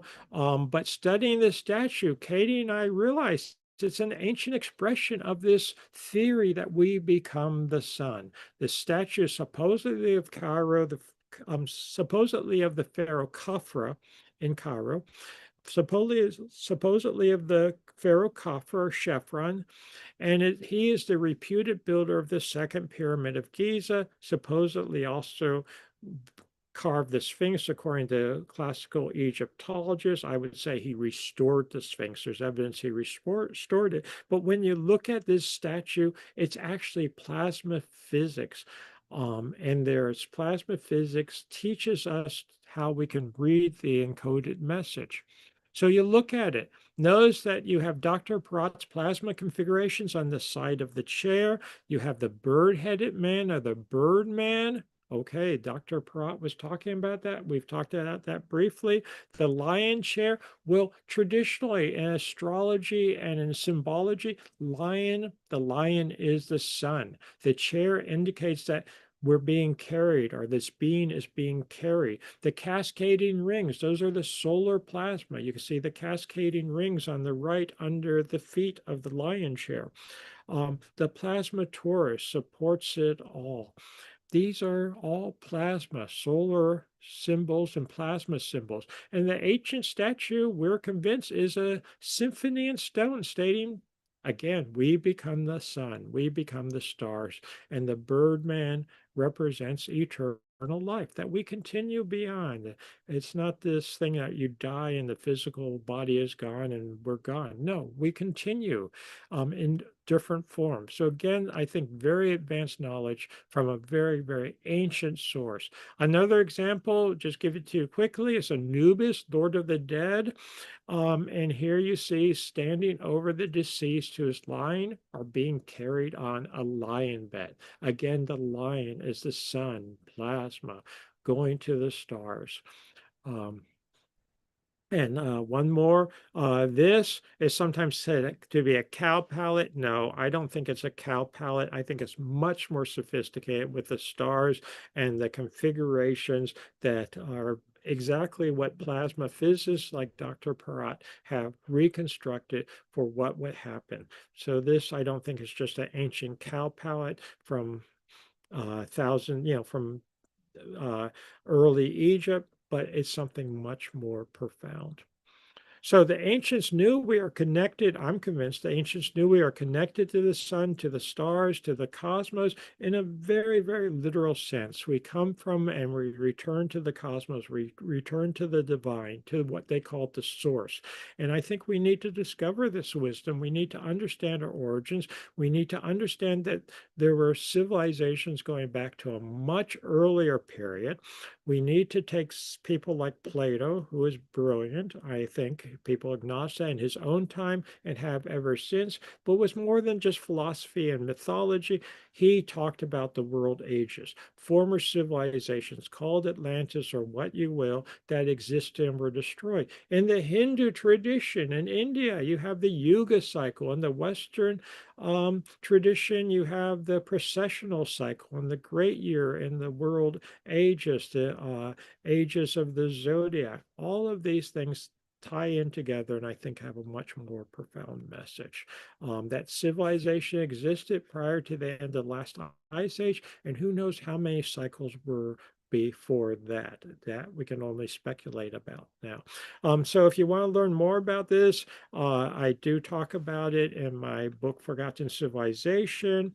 I would definitely get the new edition, which is revised and enlarged, that has a subtitle, New Discoveries on the Solar-Induced Dark Age, expanded with an extra chapter, with lots more photographs, everything in the original 2012 version, but expanded and supplemented with more material.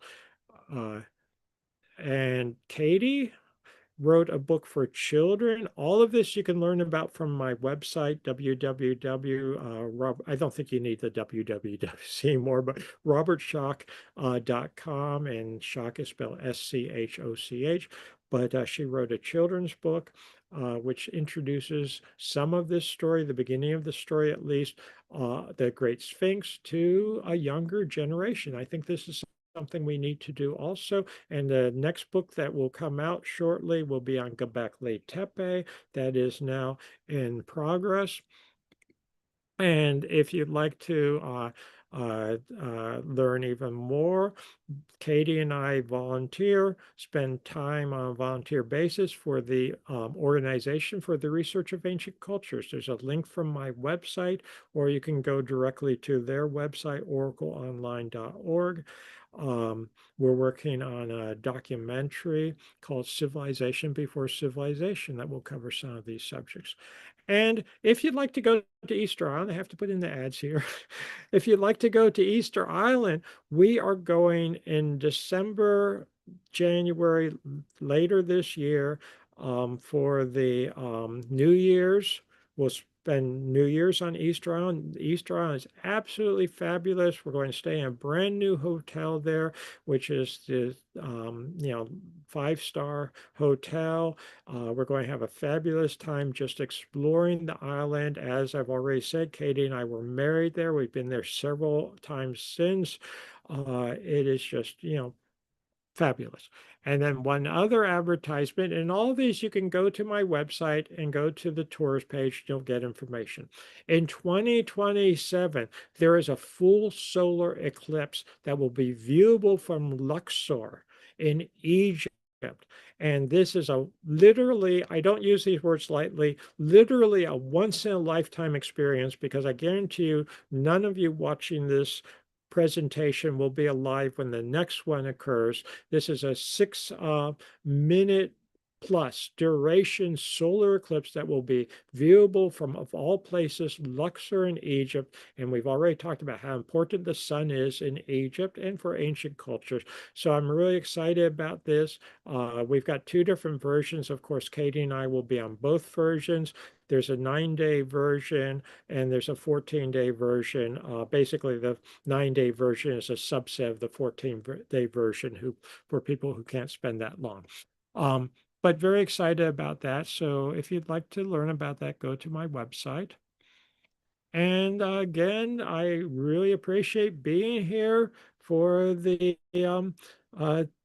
Reality Transformation Gathering. Thank you very, very much for your attention and for inviting me back. And I shouldn't say back, for inviting me to participate. I really appreciate it. And I don't know if I know I went a little over 2 hours, but thank you. And if there's any questions, if we have a few minutes for questions, I would be happy to do that, to entertain any. Thank you so much, Robert. I think we're all very happy that you went over time. Oh, thank you. I appreciate that very much. I'll stop sharing. How's that? Sure, that would be great. That would be great. Yeah, really, thank you so much for all of this. And it's just incredible how you bring this together across so many different ancient sites, so many different cultures. Thank you. Thank you. I Really appreciate it powerful. very much. And we've had so many comments in the chat. Everybody is really loving what you're sharing here. And we do have a lot of questions, so I don't think we can get to all of them, but I will share some questions and we'll get to as many as we can by the half hour if that's okay with you. Do that. I'm happy to do that. Yes. Okay. So here's one question that I thought was really interesting. Pascal asked, do you think the anthropomorphic figures at Göbekli Tepe resemble the Moai on Easter Island? And what are your thoughts about that? Yes, absolutely they do. Because you have the hands in some cases going down to the navel, going down to the belt region. I think that what we're finding is a lot of similar iconography between really diverse places. Easter Island in the Pacific, Göbekli Tepe. I did not have a chance to show because we could have added another 2 hours easily. And when you go to the museum in Urfa, the new museum, you see all these little, when I say little, some of them are only a foot and a half or so tall, some are bigger, various figures and that type of thing. And what you see there is the same iconography, the same torsos with hands towards the navel, holding it. In some cases, you have uh, actually, you have what's known as a small female moai on Easter Island that looks remarkably similar in some ways to Urfa Man himself, if you would. So yes, I see a lot of similarities in iconography and between them. And I think this goes back to a common source, and the common source being what was happening at the end of the last ice age, what was being recorded and observed in both cases. So I'm someone, and I just want to be clear, I'm someone that is not who is not adverse to there being communication between ancient cultures around the world. I even wrote, oh, I forget when now, 20 some years ago, a book called Voyages of the Pyramid Builders, where I talked about the evidence that ancient civilizations, well before time of Columbus or even the Vikings, were exchanging material goods, ideas, concepts around the world. But on top of that, I believe they were sharing experiences, shared experiences that happened from the skies in this particular case. So I'm elaborating probably too long on that, but yeah, those similarities I'm convinced are absolutely real and genuine. Yes, I I love I answered have the that book. question. Yeah, Voyages of the Pyramid Builders is a great book. I love that one Oh too. yeah. Oh, I should just mention something else. Just thought of it. You have, for instance, on Easter Island, little statuettes. They're carved out of wood. They're known as Moai Kava Kava, and they show these emaciated figures with ribs showing and big heads, and their emphasis is on the torso and the head. Well, what do we have on Easter Island? Emphasis on the torso and the head. And the emaciation, some people speculate, is because they were suffering during that time. And now we have at a site called Karahan Tepe, which is sometimes referred to as the sister site of Göbekli Tepe, what was found? A figure just like that, showing ribs and a large head, very similar again to what we're finding on Easter Island. So, and in other places around the world. So it's really the more evidence is coming out for these connections and these similarities and this shared iconography and symbology. Yes. And what do you think is the significance of all of the animal carvings at Göbekli Tepe? Well, there's lots of possibilities.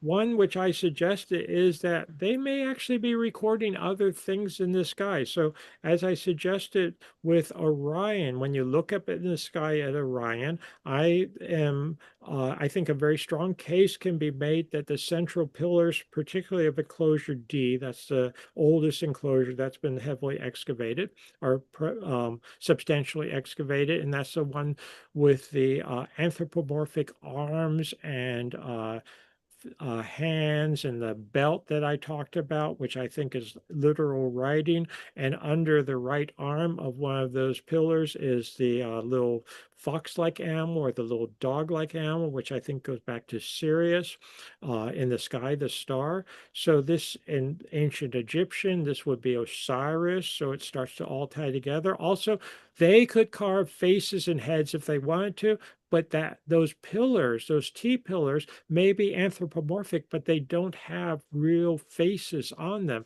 Well, what is Orion in the sky? It's basically a torso, the headless hunter, as people talk about now. And what is Orion surrounded by in the sky? One can sort of consider it surrounded throughout the course of the year by the zodiac, by the signs of the zodiac. So do we have something mimicked on at Göbekli Tepe with the central pillars, Orion?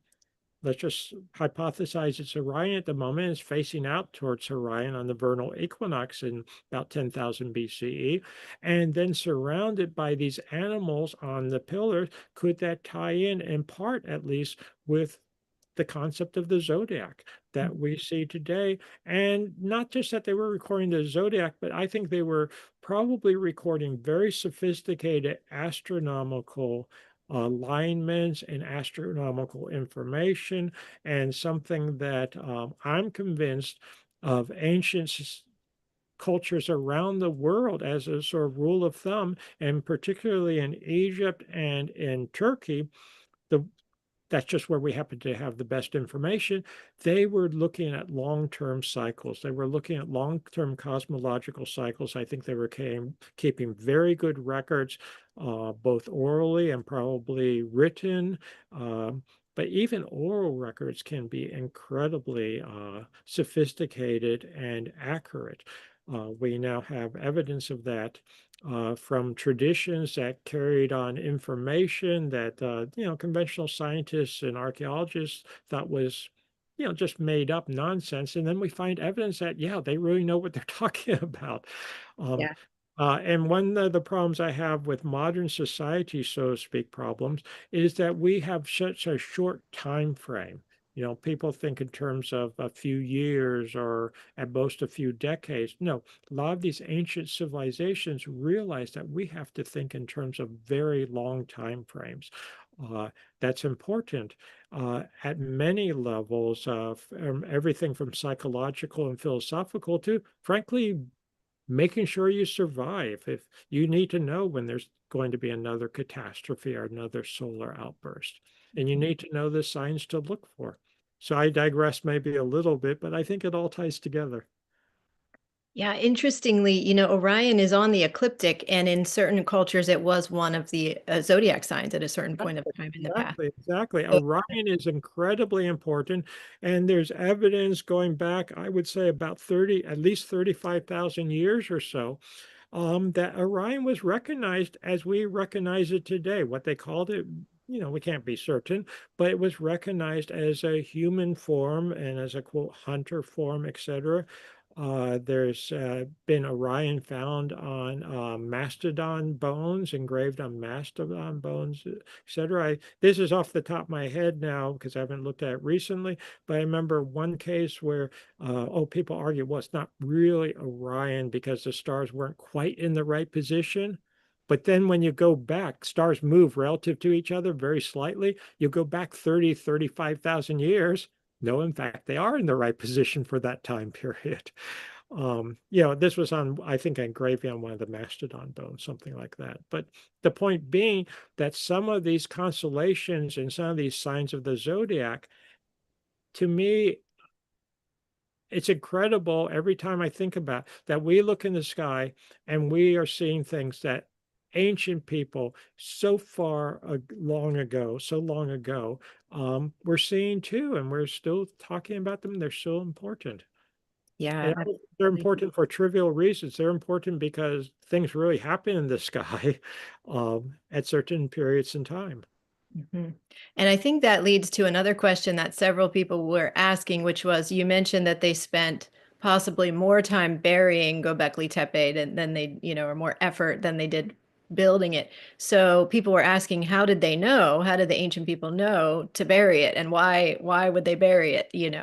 So that's a really difficult question. I also want to point out, and this sort of ties in with it, that in Göbekli Tepe, you have two central pillars. You have pairs of pillars.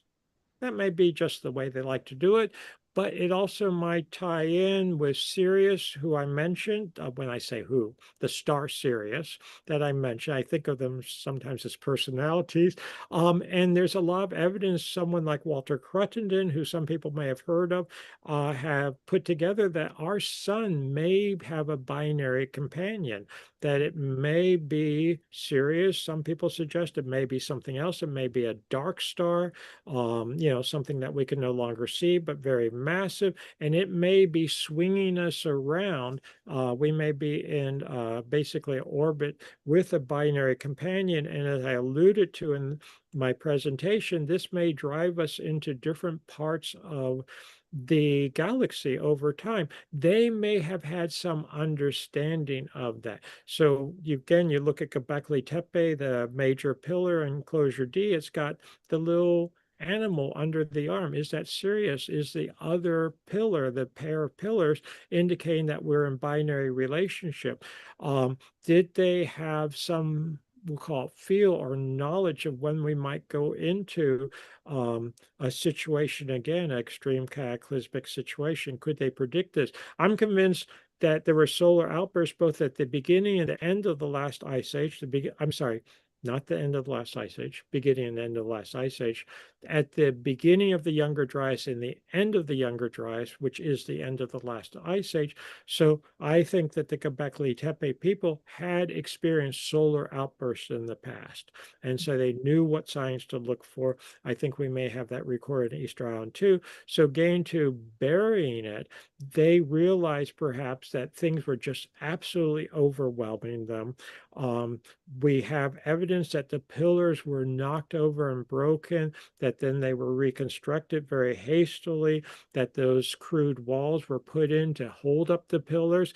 National Geographic, not to criticize too much, but has shown, and other places have shown Göbekli Tepe as if those pillars and walls were all contemporaneous and that's the way it was meant to be originally. No, I don't believe that for a second.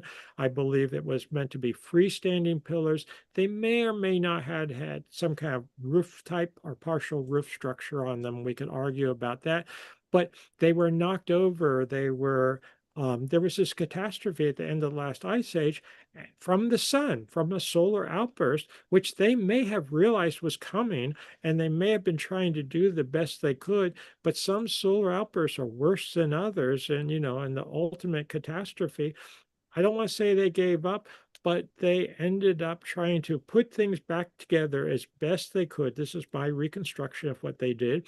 And then they put in those temporary walls to hold it in. Then they covered over everything, buried it, I think, to preserve it. Now, why did they want to preserve it? I can speculate. Did they hope to be able to come back and uncover it again and have things back in position for themselves or for their children or grandchildren or great grandchildren? Maybe. That apparently did not happen if that was the intention. Did they do it purposefully because they wanted to preserve this as a time capsule for us? I think that's another possibility. Um, we just, I don't think we have enough information right now to know for certain why they were doing it, but they certainly did do it. And I do want to point out that some academic colleagues recently have suggested that Klaus Schmidt and myself are wrong. That was not intentionally buried, that was just covered over with debris naturally. That's not the case whatsoever. I've looked at the stratigraphy very, very carefully. I'm convinced you can see how they buried it consistently. And then it turns out other sites contemporaneous have since been uncovered. Other archaeologists, Turkish archaeologists, have pointed out that they too were buried intentionally at the same time. So it's not even just Göbekli Tepe. And we're starting to find that there's um, uh, there is evidence of intentional burial of other sites around the world, including in Egypt. And this is something actually that Katie, my wife, had first observed in Egypt, that we seem to have very ancient structures buried by mud brick because that's what they had in Egypt. This is actually something she's going to talk about at a forthcoming conference next month, the Cosmic Summit in North Carolina. She'll be giving a presentation on that. So this intentional burial um, is, I think, it's something that we're finding more and more evidence for, and there was a reason for it. And I'm not sure if I answered the original question or not. What was the original You question? did. Yes, yes. Well, the question was, why would they bury it and how did they know, in Yeah, advance to yeah. bury So I it? think so in summary, I think they buried it for posterity. That's whether that was short-term posterity or longer-term posterity. And they knew things were coming because they had observed it before. They were intelligent, they were smart. They basically knew the signs to look for. And they also realized it was overwhelming as it was happening. Yeah. Okay, thank you for answering these extra questions. This is wonderful. So let's go to the Sphinx then for the next question. Um, Ooh, could, my could old friend. your old friend, yes. Well, that's where it all That's started for me what anyway. brought you there originally, right, to Egypt? Yeah. So the question is from Monique in London. Could you speak about the chambers under the paws and what do you think is their significance? Have you seen the chambers? And maybe even anything you want to say about any chambers around the Sphinx? Okay, so there is a major chamber under the left paw of the Sphinx. I'm convinced of that. We found that seismically, as I described briefly. When we did the seismic work and we found that chamber, we also found what looks like a collapsed tunnel that runs not quite parallel to the body of the Sphinx, but it runs under the body of the Sphinx from the chamber under the left paw. As I said, I'm convinced, and we don't have the direct evidence for this yet, that there's probably an entrance to that chamber in the left paw that goes, from the cliff face that we uncovered seismically. We found seismically to the east of the Sphinx. So there's probably tunnel type feature that goes into the chamber under the left paw, then coming out of possibly out of that chamber on the other end, or the western end, may be a collapsed tunnel type feature that goes toward the second pyramid and other structures in the plateau. We know that under the plateau, there are lots of sort of a network or maze of different tunnel and cave and type features. It is a limestone plateau. And what that means is from these very ancient rains, among the rains that weathered and eroded the Sphinx and the Sphinx enclosure, we also get what's known as karst topography. That is basically limestone cave topography, or I shouldn't say topography, phenomena. I'll call it karst phenomenon.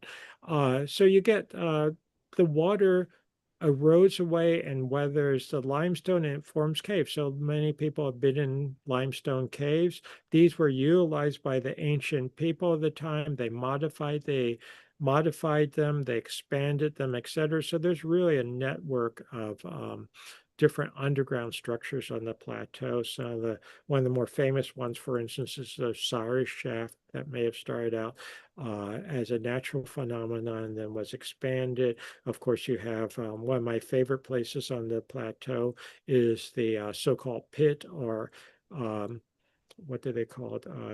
Under the Great Pyramid, the Subterranean chamber. subterranean chamber. Thank you. Yeah, people refer to as subterranean chamber under the Great Pyramid. So if people visit Egypt, when I take people to Egypt, I always take them down to the subterranean chamber.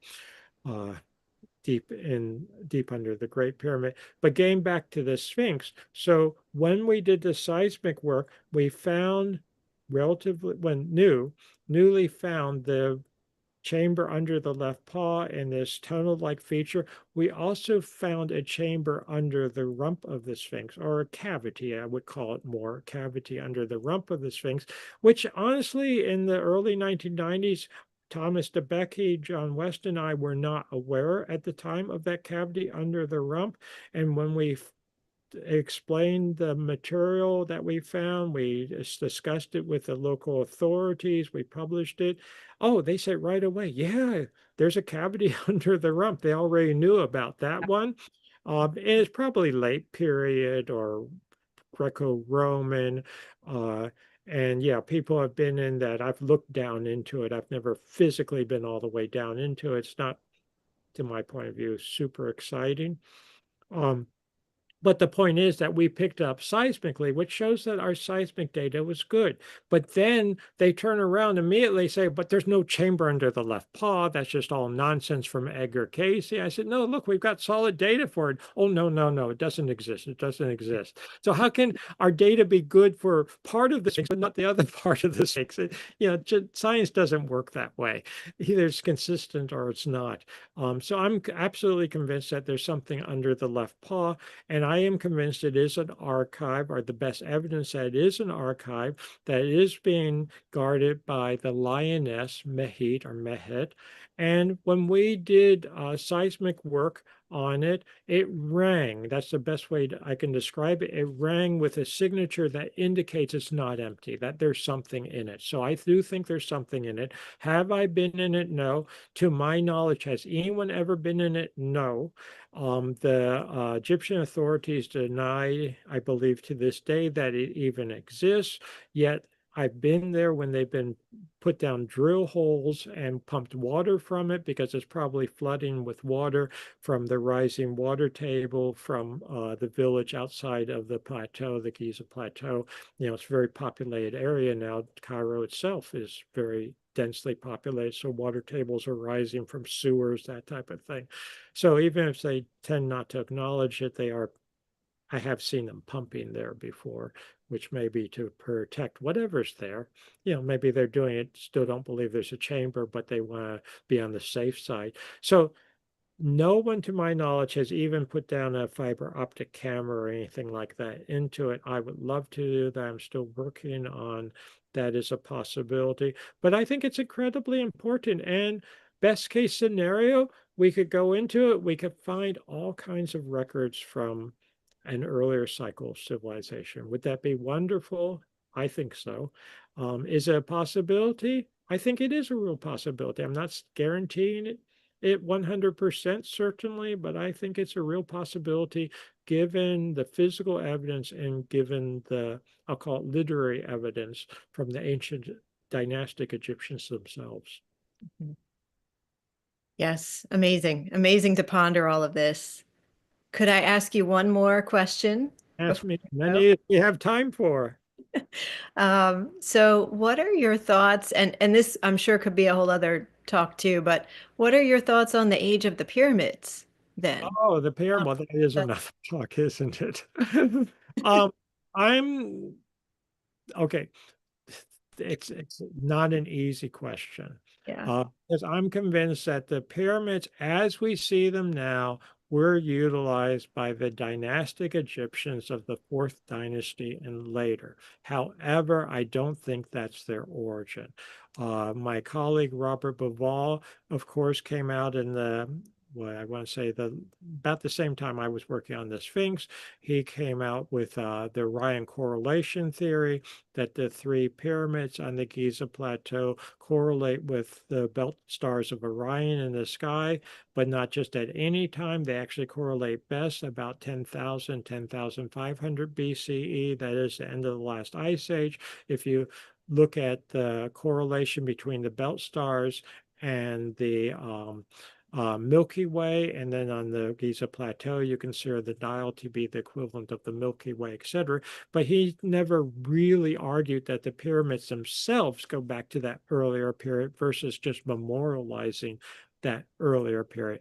I'm convinced that, of course, the Sphinx goes back to that earlier period, as is Robert Bauval. And he and I wrote a book called The Origins of the Sphinx together. And we talk about these topics, including the Giza pyramids and his correlation theory, which, is based on paleo astronomy or archaeoastronomy, we could call it, versus physical evidence. I'm basing on physical evidence. So based on physical evidence, I think that the cores of the pyramids, at least, or the initial parts of the pyramids, go to a much more remote period, much earlier period.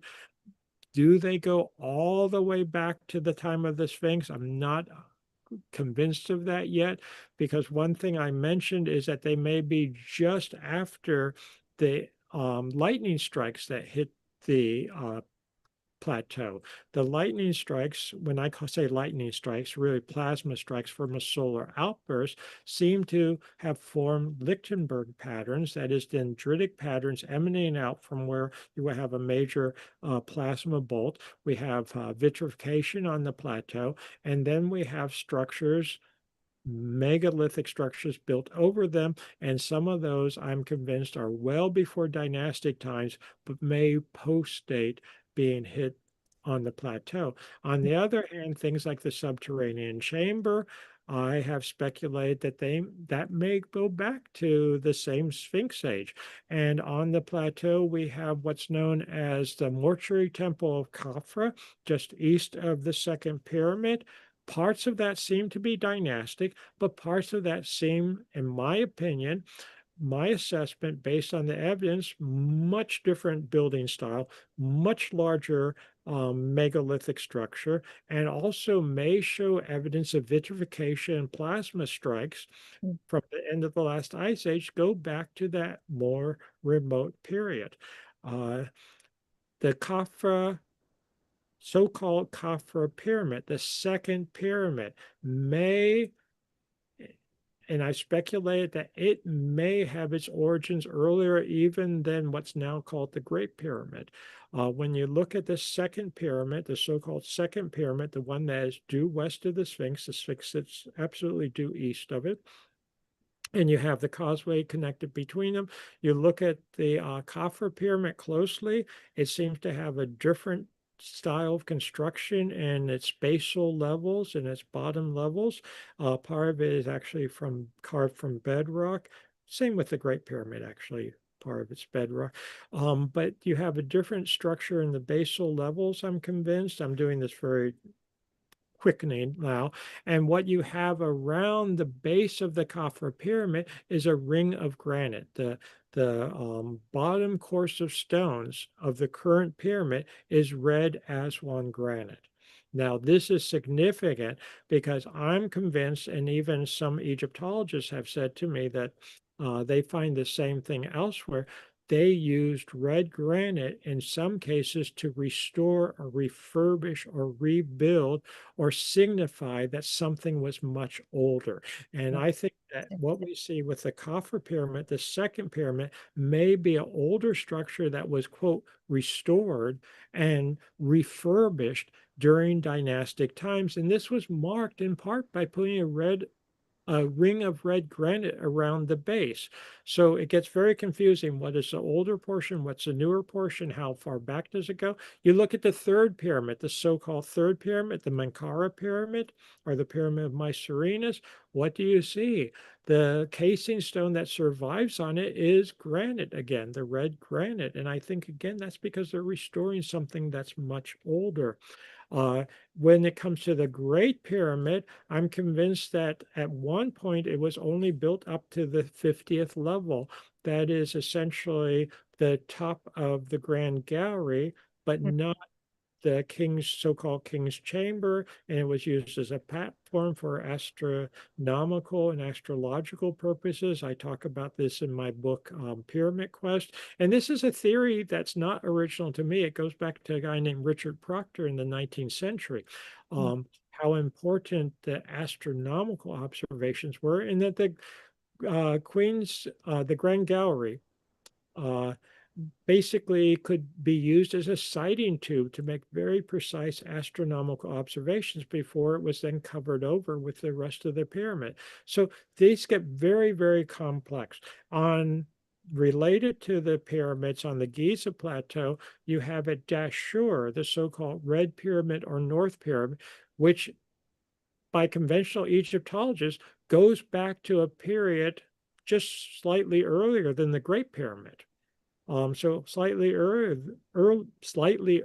than the Giza pyramids. What do we have in the North Pyramid or Red Pyramid? You go through, it's a beautiful pyramid with a couple of beautiful chambers inside, but you get to the third chamber, and I am convinced that that third chamber has nestled within it a much older structure, a much more ancient structure, and the entire pyramid was built to surround and cover over this more ancient structure. This is something that was first pointed out by Doug Kenyon, to give credit where credit's due. And I'm convinced that absolutely, yes, it covers an older structure. So my point is that a lot of these pyramids probably go back to a much earlier period, at least their origins do, just like the Sphinx. The origins of the Sphinx go back to an earlier period, but they've been reworked, they've been reused, they've been refurbished. The head of the Sphinx has been recarved. That's how extreme it is. Yeah, yeah, that makes a lot of sense that they would have obviously that they would have been refurbishing and repairing these incredible structures over long spans of time. It's just like today, if no, not to push it too far, but just to give the analogy, and I know we're probably running out of time, but you have the Colosseum in Rome, beautiful structure, right? People still go there, and they even do events there and that type of thing. 10,000, 12,000 years from now, someone finds a coin from 2025 and some repairs, some repainting that they date with radiocarbon or whatever to 2025. That doesn't mean the structure's 2025. Yeah, that's a great example. Exactly. Wow, thank you, Robert, so much. This has been really, really wonderful. Just truly a treasure here, this presentation that you've shared with us. So My pleasure. My absolute pleasure. Thank you very much for inviting me. yeah, yes, it's been wonderful, and we will continue to share this far and wide. So thank you so much for all that you've shared here, and maybe we'll have another conversation in the future about some of these other topics. That would be great because there's so much to discuss, so much to think about. I feel like whenever I do something like this, I'm just what is it, the proverbial iceberg? Just The tip of the iceberg. it's the tip of the iceberg. That's it. Yeah. Yeah. So thank you so much for inviting me. And thank you everyone for attending and participating. Thank you. Yes, thank you so much, everyone, for being here live with us. And thank you also to those watching this later as a recording. When you're watching later, put your comments, your thoughts, your questions in the chat as well. We would love to hear them, and hope you've all really enjoyed this wonderful presentation from Robert Schoch. Thank you once again, Robert. Have a wonderful